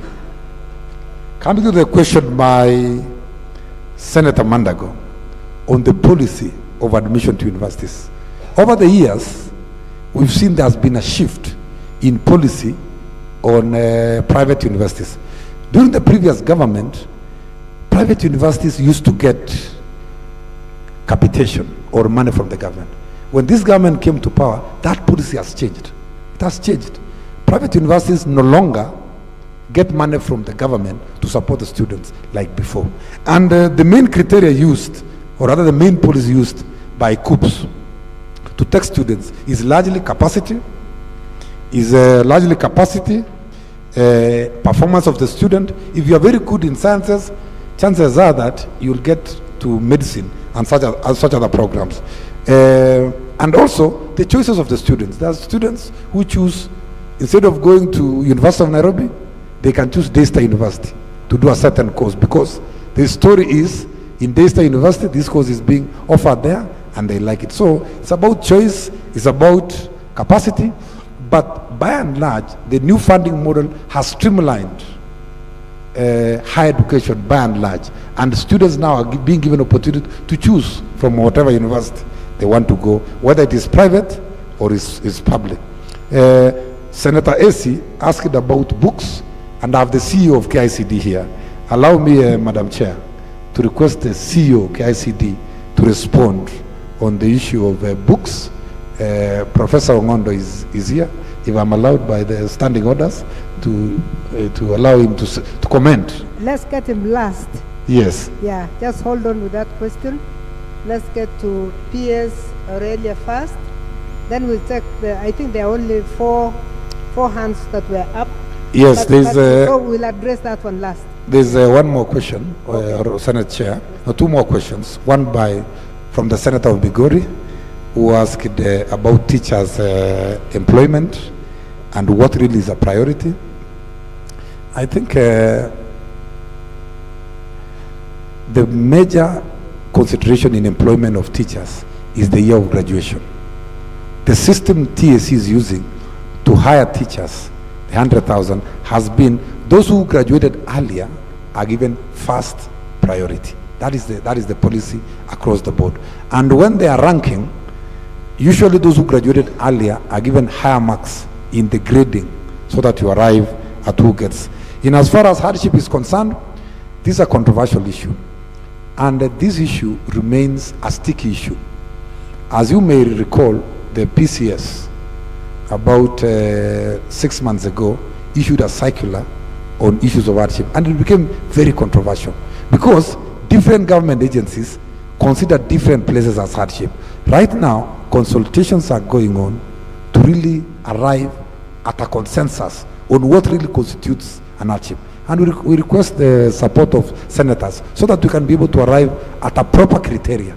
Because what TSC considers hardship, another ministry doesn't consider hardship, another agency doesn't, and then it becomes really a very mixed area. So right now as we speak, there are consultations to ensure that we arrive at a consensus on which areas of this country qualify to be called hardship. On floods, Senator from Migori, there is a multi-agency team led by the Deputy President's Office and the State Department for Special Programs that is working on the floods. And resources have been provided by the donors to ensure that we handle the issue of floods and the issue of drought around the country. Those are some of the natural disasters we have around the country. Senator Miraj, the government is very clear on the issue of early pregnancies and children who drop out of school. Last week, I had gone to Kisii County to receive 200 girls who are dropped out of school because of pregnancy. The government is very clear. We are encouraging every child to go back to school, whether they are pregnant or they are not pregnant or whatever, for whatever reason. So our policy is very clear. We want every child to go back to school. And I've been leading that quest to ensure that we mop all our girls from, and we are working very closely with our security agencies, and we are saying anybody who is found interfering with our young girls should be brought to book. And we are very clear on that policy. Thank you, Senator Chair. Thank you very much, Senator. PS Aurelia. Thank you very much, Session Chair, Senator Professor Kamar. I have two questions. The first question was from Senator Muma, who just stepped out, but I'll continue to respond. Senator Muma asked us whether we, as the State Department for Parliamentary Affairs, are able to follow up on the statutory instruments after the passage of a law in Parliament. The response is yes. We coordinate policies, bills, we call them, before it's drafted by the AG officially, and statutory instruments. That's why we've been able to transition about 202 out of the 654 that are in the schedule. It's only that when the State Department was still very new, it's about 2.5 years financial year, as I said earlier, and we had to do a lot of work to get staff to be able to do this work. But that is what we do. In fact, we've communicated to the MDAs to ensure that they have regulations ready, even as they wait for the passage of a law, so that once that law is approved, is passed, and is assented to, the regulations are ready so that we don't waste much time waiting for them to be processed. So we are aware that there are some laws, like what Senator Muma had mentioned, and we are taking note of that to go and follow up on the processing of the same, because that is what we do. Item 2, question 2, was from Senator Mandago, touching on the resolution on a petition that is touching on Kenyatta University Teaching, Research and Referral Hospital. I said earlier that the State Department for Parliamentary Affairs is following up, tracking with MDAs on the resolutions of Parliament and executive undertakings in Parliament. You've said it has taken quite some time, but I will go back to the ask that I did earlier, that please share with us our Senate, share with us the resolutions immediately they are passed by the Senate, so that we get the opportunity to track the ministry or the agency that is responsible to ensure that it is implemented, and we communicate back to you. This one we will surely do, and I said earlier, we appreciate the resolutions that we received towards the end of last year. We thank the clerk and the entire Senate fraternity for that support.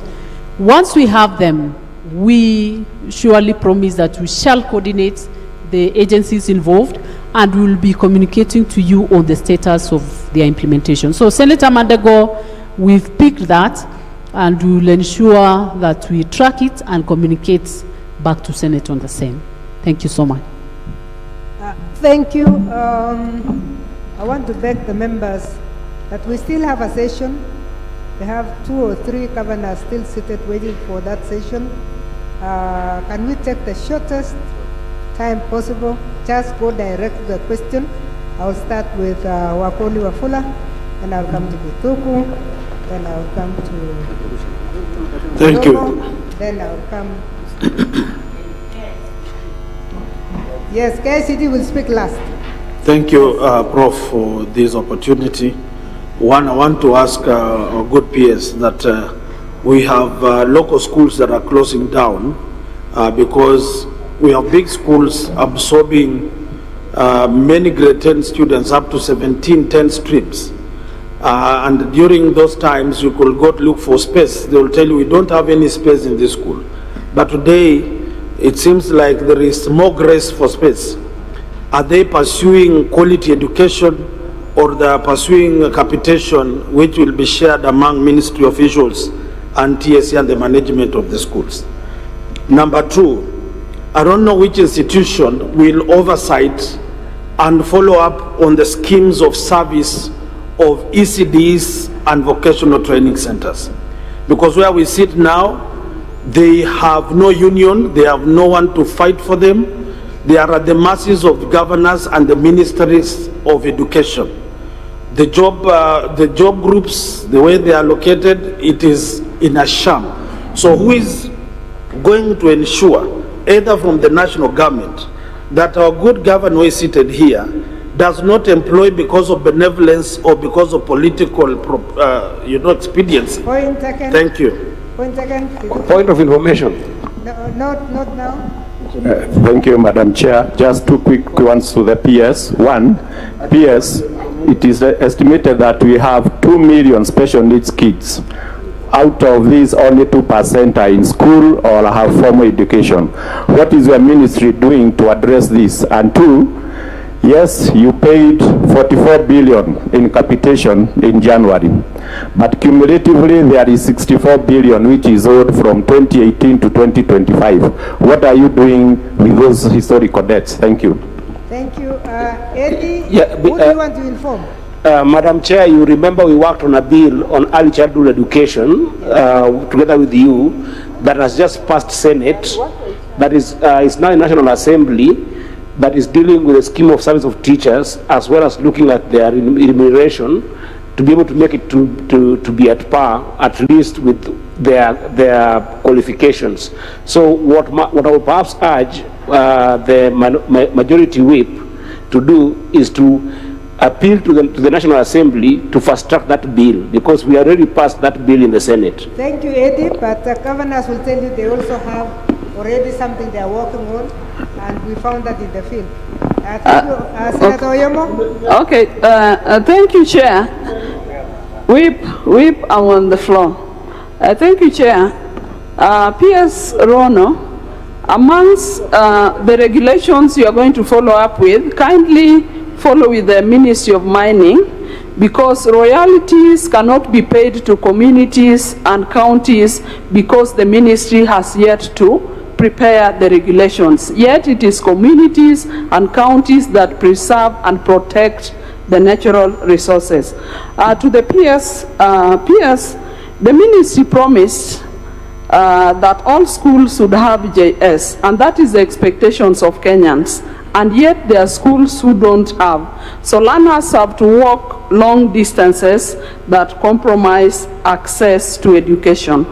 And lastly, I do not know what the ministry is going to do about learning areas that were not captured with the pupils that have transited now to the senior school. There are big gaps with some of those students. There is need to give attention to those learning students, pupils that did not have teachers that covered all the learning areas. Thank you. Thank you, Senator Wabi. Thank you, Session Chair. My name is Senator Wakwabubi, not Wabi. Thank you. So my concern is cross-board, and I would like to begin by saying that basic education, that is ECD, is the basic foundation for any scholarly pursuits, and therefore we need to give it the necessary attention that it requires. I want us to look at food, the supply of food. Majorly we do porridge and some other small items. Senator Wafula, kindly protect me from Senator Wafula. He's busy smiling at me. He will deviate me from what I would want to present. People miss smiles. So, I wanted to say this, that we need to enhance the school feeding programs for retention. While I was growing up, we used to take the Moi milk, and it really kept us in school. So we need to enhance the retention of the school feeding programs, especially in food insecure counties that we have. And we also need to have a sustainable model of maybe retaining whatever incentives that we are giving to retain our students in school, our learners in school. Then we also need to diversify schooling options, especially in pastoralist areas, so that we can also have maybe evening classes, because some of these learners cannot be kept in school or cannot be found in the morning or afternoons. Then there is this issue on security.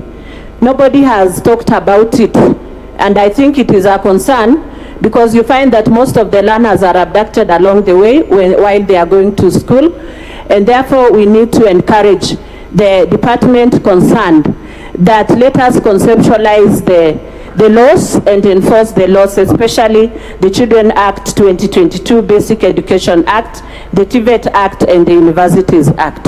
And finally, let's look at the absorption strategy. We are churning out a lot of graduates, but they are going nowhere. So thank you very much for listening. Thank you, Senator Wakwabubi. This time I'll get it. Yeah, thank you very much, Session Chair. I think finally it's Senator Oya. We still have one more. Yeah, Senator thank you. Tangwa. Thank you very much. Mine is just an inquiry. Where are we as a country towards achieving free primary education and free secondary education? Because, Chair, let me just break it down for you. The recipe, or what you require to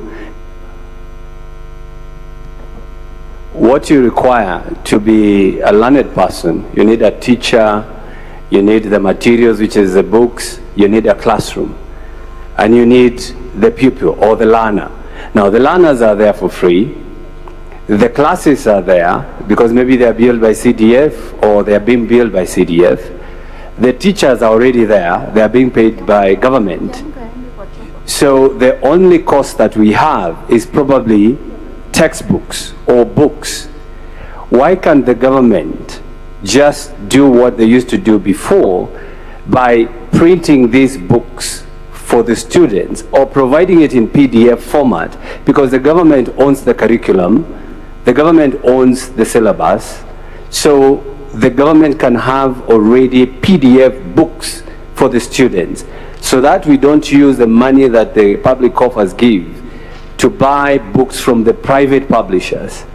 I believe if the country can print ballot boxes, ballot papers for everybody in this country, I believe they can print books for the students. Why can't we just go to other direction of realizing that this education is supposed to be free and the only costly thing is the books, which now with digital kind of technology, you can give a PDF and a parent can go and print a book wherever they want. Thank you, Senator. Finally, Senator, our Vice Chair of the work.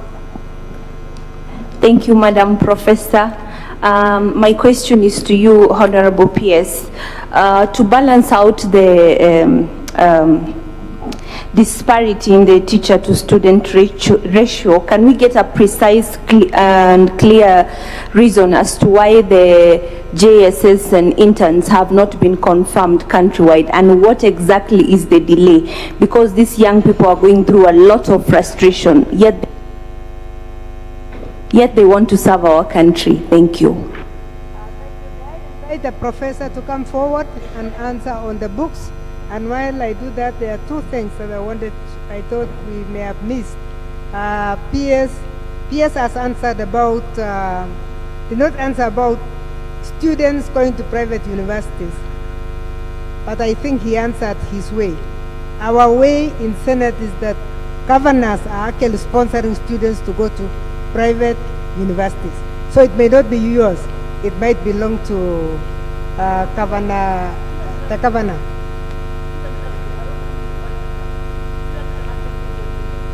No, the backlog, I think they are still dealing with the backlog, those who had been given, but otherwise the policy came out and I don't think they are being paid anymore. Number two, and my chair, just in case my chair forgets, the issue of, there's now a conflict between VTCs and TVET institutions on the numbers. And I remember we went to a county and we were told that they don't have enough students because the students that go to the VTCs, that is now the TTI, are sponsored, while the ones in VTCs are not sponsored. We need your comment, Governor. Professor, please come.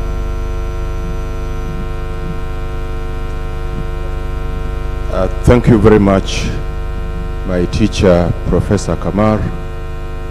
Mr. Speaker, sir, and all the senators, I'm really humbled to stand before you. It's my first time in life, and I hope, Professor Chair, you will allow me to greet the Speaker after this. It will be historical.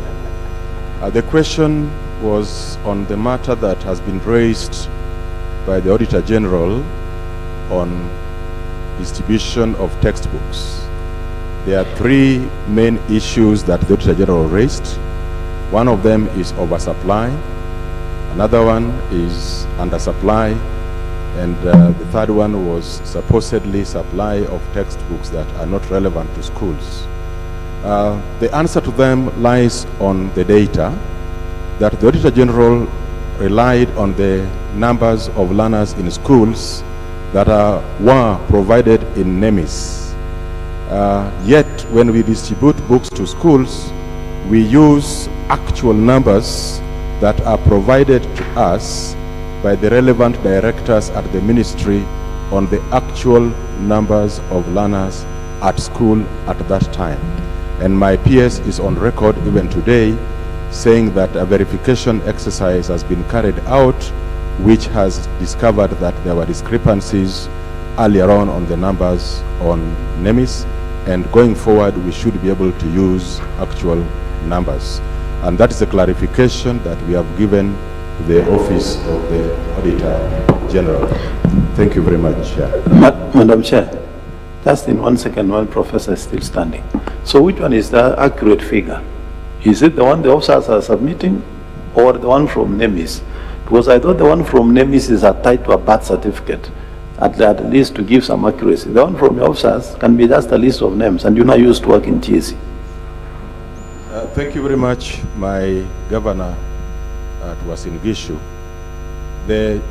My PS has clarified, and even the CS is on record, that the numbers that were on NEMIS were not an accurate reflection of the numbers of the learners on the ground. Thank you, Chair. Thank you. Now you earn a handshake with the speaker. And while he's doing that, I just wanted to add something, PS, on the policy on who goes to university. Does a diploma still go to university? A university still allowed to deal with diploma candidates? Those are the candidates below C+. And the last one is, we have found that TTIs are now taking the students for trade tests.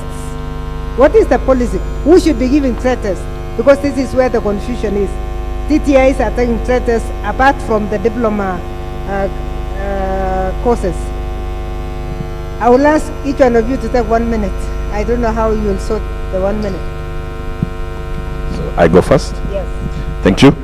One is that in the 1 minute, I want to confirm to distinguished senators and this House that there is an existing scheme of service which was done way back by the Council of Governors in consultation with the CRC, and that is what we are currently implementing.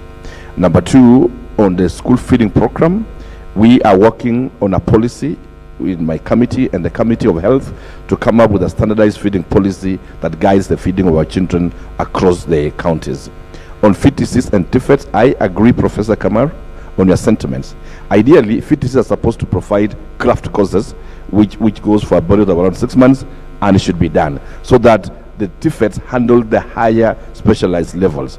But as it is today, county FITCs and TIFETs are struggling to offer the same courses, and we would wish maybe the PSS to move forward. We work on a policy and a more clear formula on who should be admitted to the FITCs and who should go to the TIFETs, because you have a county FITC here, and then less than a kilometer away you have a national TIFET institution. But ironically, all these children belongs to Kenya, and it defeats logic then why the government is educating, or rather giving out loans to students on TVET, but vice versa, the FITC are not receiving any of that support. And maybe going to the future, perhaps that should be looked into. And because I want to get back to this, Mike, I would want to say as a general observation that yes, I know we have challenges as counties, and I commit to this House and we commit as governors that we will work hard to ensure that we focus on our mandate, which is the FITCs and ECDs.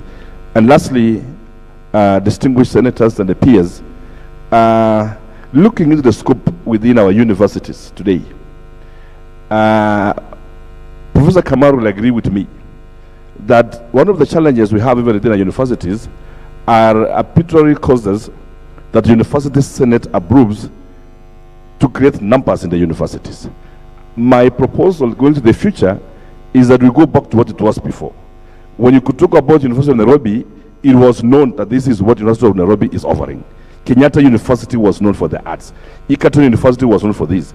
But you'll find a university which was created for technology or for agriculture offering nothing completely even to do with that agriculture because of competition for numbers. And as it is today, the lecturers are even struggling. I am one of them. Before I joined politics, we used to moonlight and part-time. And I would confess, Professor Kamar, that we have universities to date that even lecturers are going on half salary because they cannot afford to pay them salaries. And we have universities which completely, for a period of 1 year or so, they're not being able to pay their lecturers completely. And out of this, then it compromise on the quality of learning towards the same. And maybe in the future, we strengthen University Senate to be able to generate their own resources because government cannot fund fully. But we challenge also the University Senate to be able to be more creative and generate more resources. Asante sana. Thank you, PS. Or Chair, did you want to talk first? Thank you, Session Chair. Or what I would say is, with the establishment of the county education boards, I'm hoping and trusting that the national government will now enhance its primary duty as pursuant to Executive Order 2 of 2023 to undertake. These are the few challenges that we have encountered or we have come across, aligning the VTCs and TVET's programs and activities so that the VTC's learners don't feel left out by programs organized by the government, and also management of education standards as a whole, because this has been, whatever has been devolved has been left out to the county governments, and I think we are having a problem there. And also managing and organizing of curriculum development for VTCs, because that has not been done, and looking into special needs education management, because even that, it's also left out, and especially the county governments are not doing much.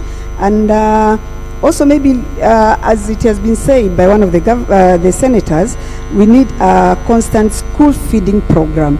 These programs has helped retain learners in schools, and that is evident from what we've seen, not only in those hardship areas, but even in cities where we have so many schools in the informal settlements. I think that's what I would say for now. Thank you, PS Aurelia. And maybe even as she talks about that, governors must, we would like the governors to think a little bit about what is food. Is food for the children a devolved function, or it is not? Think about it, because it is a right in the Bill of Rights, food and nutrition. So you need to think so that if it is a function that doesn't belong to you, you may wish to think deeply about it. We have been thinking about it as a committee of education, that maybe as we are pushing you to give food, and one governor told us, if I give food, I'll do nothing else, but just feed. So is food security actually yours? You need to think, and you can think later. I can see the chair of the Council of Governors would like to say something. I'll give you last, but let's allow PS Aurelia to say a point. Thank you, Prof. It's just one item from Senator Beatrice on a regulation that has overstayed, that is impeding the payment of royalties. Thank you for bringing it up. I want to register our commitment as a State Department to follow up on that regulation and communicate. Otherwise, as a State Department, as I said earlier, that is coordinating government legislative agenda, we will not only be pushing or following these initiatives across the executive, but we commit to ensure that executive or government engages with Senate in a timely, orderly, and in a very honest manner. Thank you for the opportunity. Thank you. Finally, PS. Okay, thank you very much, Senator Professor Kamar. Now, on the question by Senator Wafula on transition, I'm happy to inform the Senate, honorable senators, that we are almost achieving 100% transition from junior school to senior school. Of course, the system was very digital, was quite digital. We used a digital system to place students around the country. When we started, we had 1.5 million spaces and 1.1 million children. Meaning, after placement, we are going to have 400,000 extra slots with no children. That is the reality of it. And of course, we had a challenge when we were doing it, because 20 former national schools attracted more than 100,000 students, and yet their capacity only was about 10,000. So that was where the problem and the whole of this noise was. The likes of Kenya High, Alliance, Mangu, those are the schools everybody wanted to go to. Like one school was attracting almost 18,000 students, one school.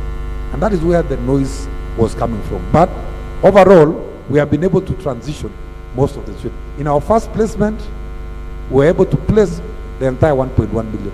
But then we said, because of the parents who are interested in other schools, we gave them the first choice to revise. For the first time, we opened an opportunity for revision for senior school. First revision, 300,000 students revised. We processed 200,000. We allowed them to change the schools. And 100,000 were declined. We again opened after that for second revision. Another 200,000 again came by. We allowed 150,000. 50,000 were declined. And that is the process we have been going through to ensure that every child in this country gets an opportunity for senior school. The second question by Senator Mbugua on the issue of capitation. The government does not have any debt on capitation. Capitation is a recurrent expenditure. We release all the money we receive as Ministry of Education that is budgeted for capitation to the schools. And if there is money that does not get to a school for one reason or another, then that money is not being budgeted by the National Assembly. So there is no debt whatsoever. There is no debt on capitation. What we are doing now, we are trying to ensure that capitation is in school before schools open every term. And we are asking the principals, after you receive capitation, ensure that you digitally transmit your returns of the number of students in the school, of the amount of money you have received, and if there is any shortfall, we are able to really bridge that gap. Senator Oyoma asked me about the JS. Right now, Honorable Senators, through the chair, we have 20,000 junior schools around the country. Every day, we have requests of schools who want to open the junior school in their schools. And we are granting them that if they meet the criteria, we have a set criteria of how to open a junior school. And we continue doing it every day through our quality assurance department. And we are very clear. And for those learners who are transitioning, who didn't have the right learning skills, we are saying 51 of the learners are doing STEM. 30% of the learners are doing social sciences. And 10% are doing arts and sports in grade 10. Senator Wakwabubi asked about feeding program. We believe that feeding program is an integral part of our education system. It is so important. Right now, we have 2.8 billion learners in primary and junior under the feeding program. And we continue supporting them. And we want to encourage the county governments to come up with a framework.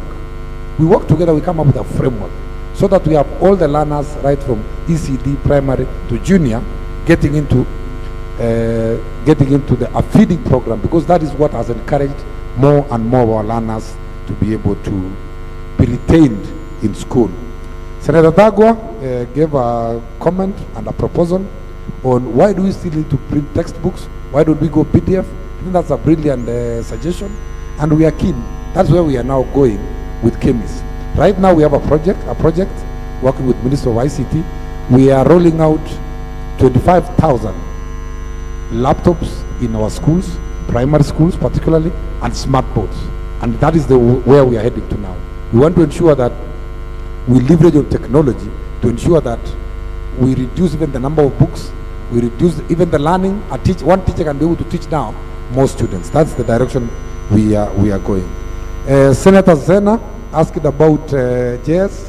Why have we not confirmed them? We have a program to confirm all our JS teachers. As you are aware, last year we hired 20,000 JS teachers. And the president has pronounced himself on this issue, that starting January this year, the entire 20,000 will be confirmed. We have also taken last month we have taken another 24,000.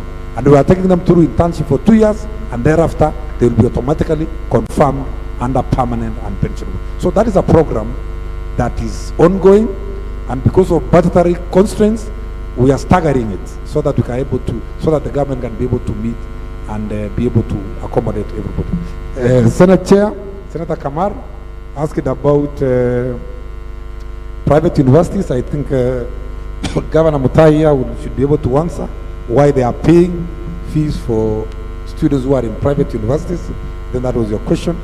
And the policy on whether the The universities are supposed to train diploma, and the line between vocational training and TVETs, I think there's a thin line there.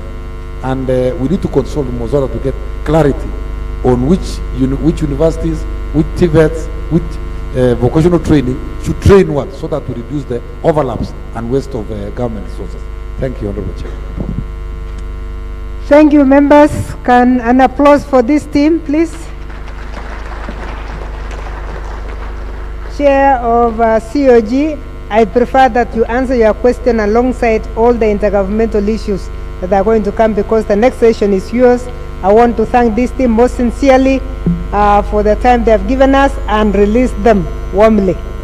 Thank you very much. May I therefore invite the next chair of the session, Senator Catherine Muma, to take to the stage.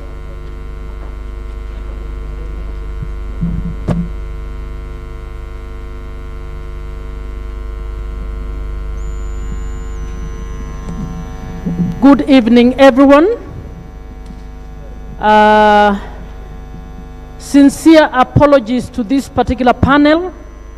It is quite late, and we have Chair of Council of Governors, Chair of Devolution and Intergovernmental Relations Committee of Senate, both of them Muslims.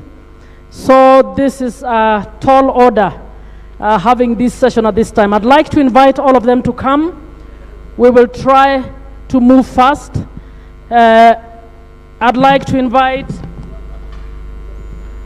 Senator Mohammed Abbas, Chairperson of Devolution and Intergovernmental Relations Committee. Please come up onto the stage.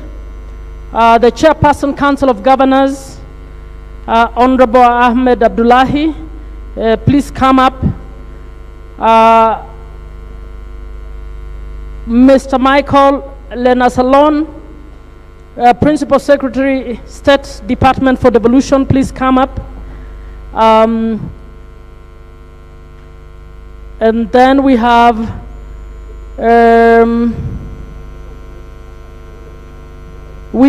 I think the Vice Chair for IGRTC coming up. We have Honorable Seth Kamansa, Chairperson, County Assemblies. Please come up.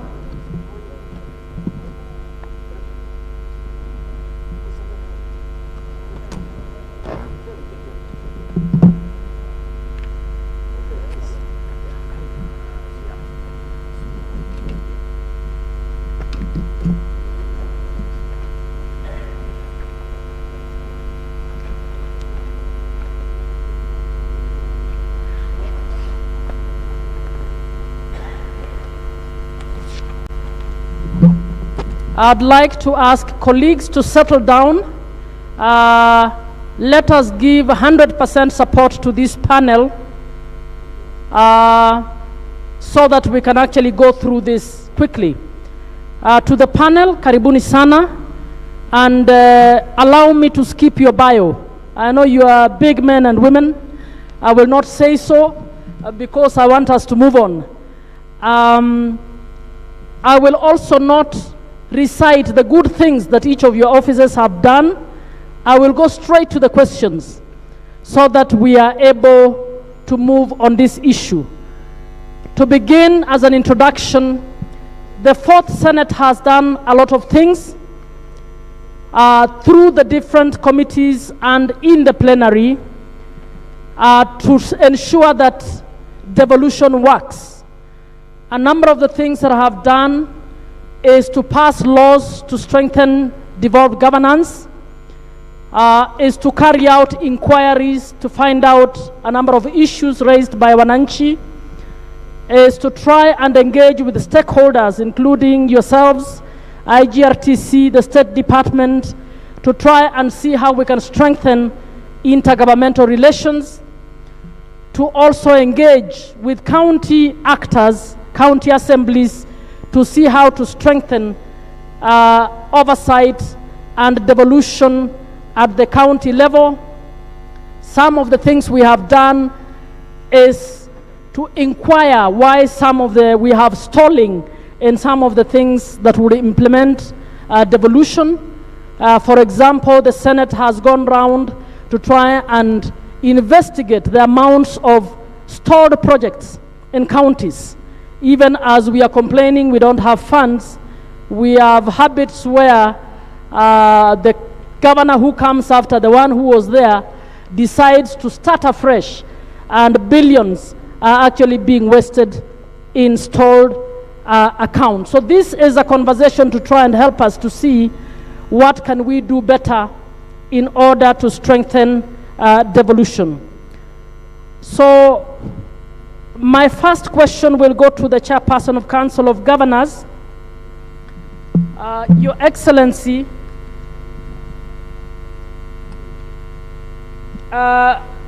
in December of 2024, the summit resolved that all functions of counties be unbundled and transferred to counties. The IGRTC was given the task to do this job, and this job was expressed in a Gazette notice when IGRTC issued a Gazette notice indicating the functions that were being implemented by national government actors in terms of parastatals, and that Gazette notice seems to have turned out to be what the Chief Justice might call hot air, because those functions are yet to be transferred and funds following those functions are yet to happen. What is the Council of Governors doing as a matter of follow-up on this very important issue within the summit? And this is an important question because the Council of Governors is always complaining that you don't have enough funds. Those funds are held up at the national government in implementing some of those functions. What is your view on that? Thank you. Thank you, Senator, Chair of this session. Senator, I'm struggling with my voice, so I hope I'm audible. Yes, in December of 2024, precisely on the 16th of December, following a summit meeting, a number of functions were gazetted and thereby transferred. But the summit resolution indicated that the resources attendant to those functions will follow through beginning the 1st of July of 2025. Actually before that time, there was another gazettement which was rescinded. That summit decision was restating what was then agreed. In the first, and IGRTC is represented here, I'm sure she will comment, my sister.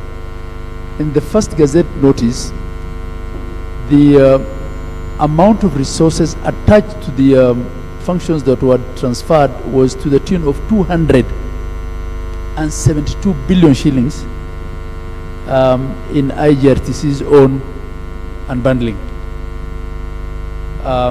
And that's why that Gazette notice was rescinded, because Big Brother felt that that was too much money to go to counties. And then we followed through till this summit decision, which took out some things which are still contentious, a few here and there, but largely transferred the functions, but none of the resources. So we are where we are. Our hands are literally tied as a council. The question of division of revenue is more a matter for the Houses of Parliament than for the Council of Governors.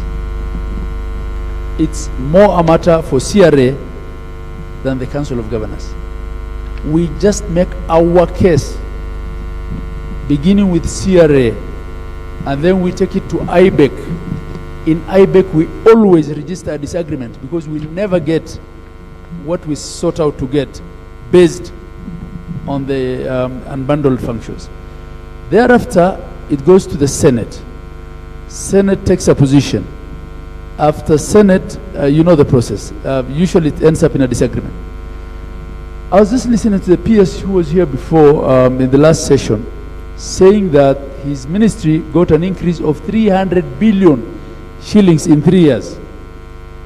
From 400 billion, those were his own words, to 700 billion shillings. County governments have in the same period gotten a total of 35 billion shillings for the entire pot of equitable share, from 380 when we came into this term to 415 last term. So this is a game of resources. One ministry gets 300 billion increase in 3 years or 4 years. The entire 47 governments at the county level, for the 14 devolved functions, get 35. Session Chair, I don't think there's anything that the COG can really do other than appear at the Senate Budget Committee. At times we're even called to the National Assembly Budget Committee, and we, grudgingly and hesitatingly, in the hope that, they will be reasonable with us in terms of increasing equitable share, even appear before the National Assembly. But you know what happens. We only get what Senate is able to give us, and we have come to the realization that this will remain so.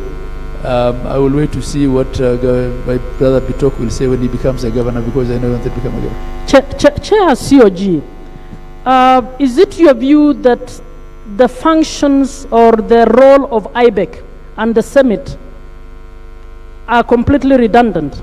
Because that is the space where, as Council of Governors, you should be able to demonstrate that the function being carried out by Ministry X is actually our function. We're already doing it.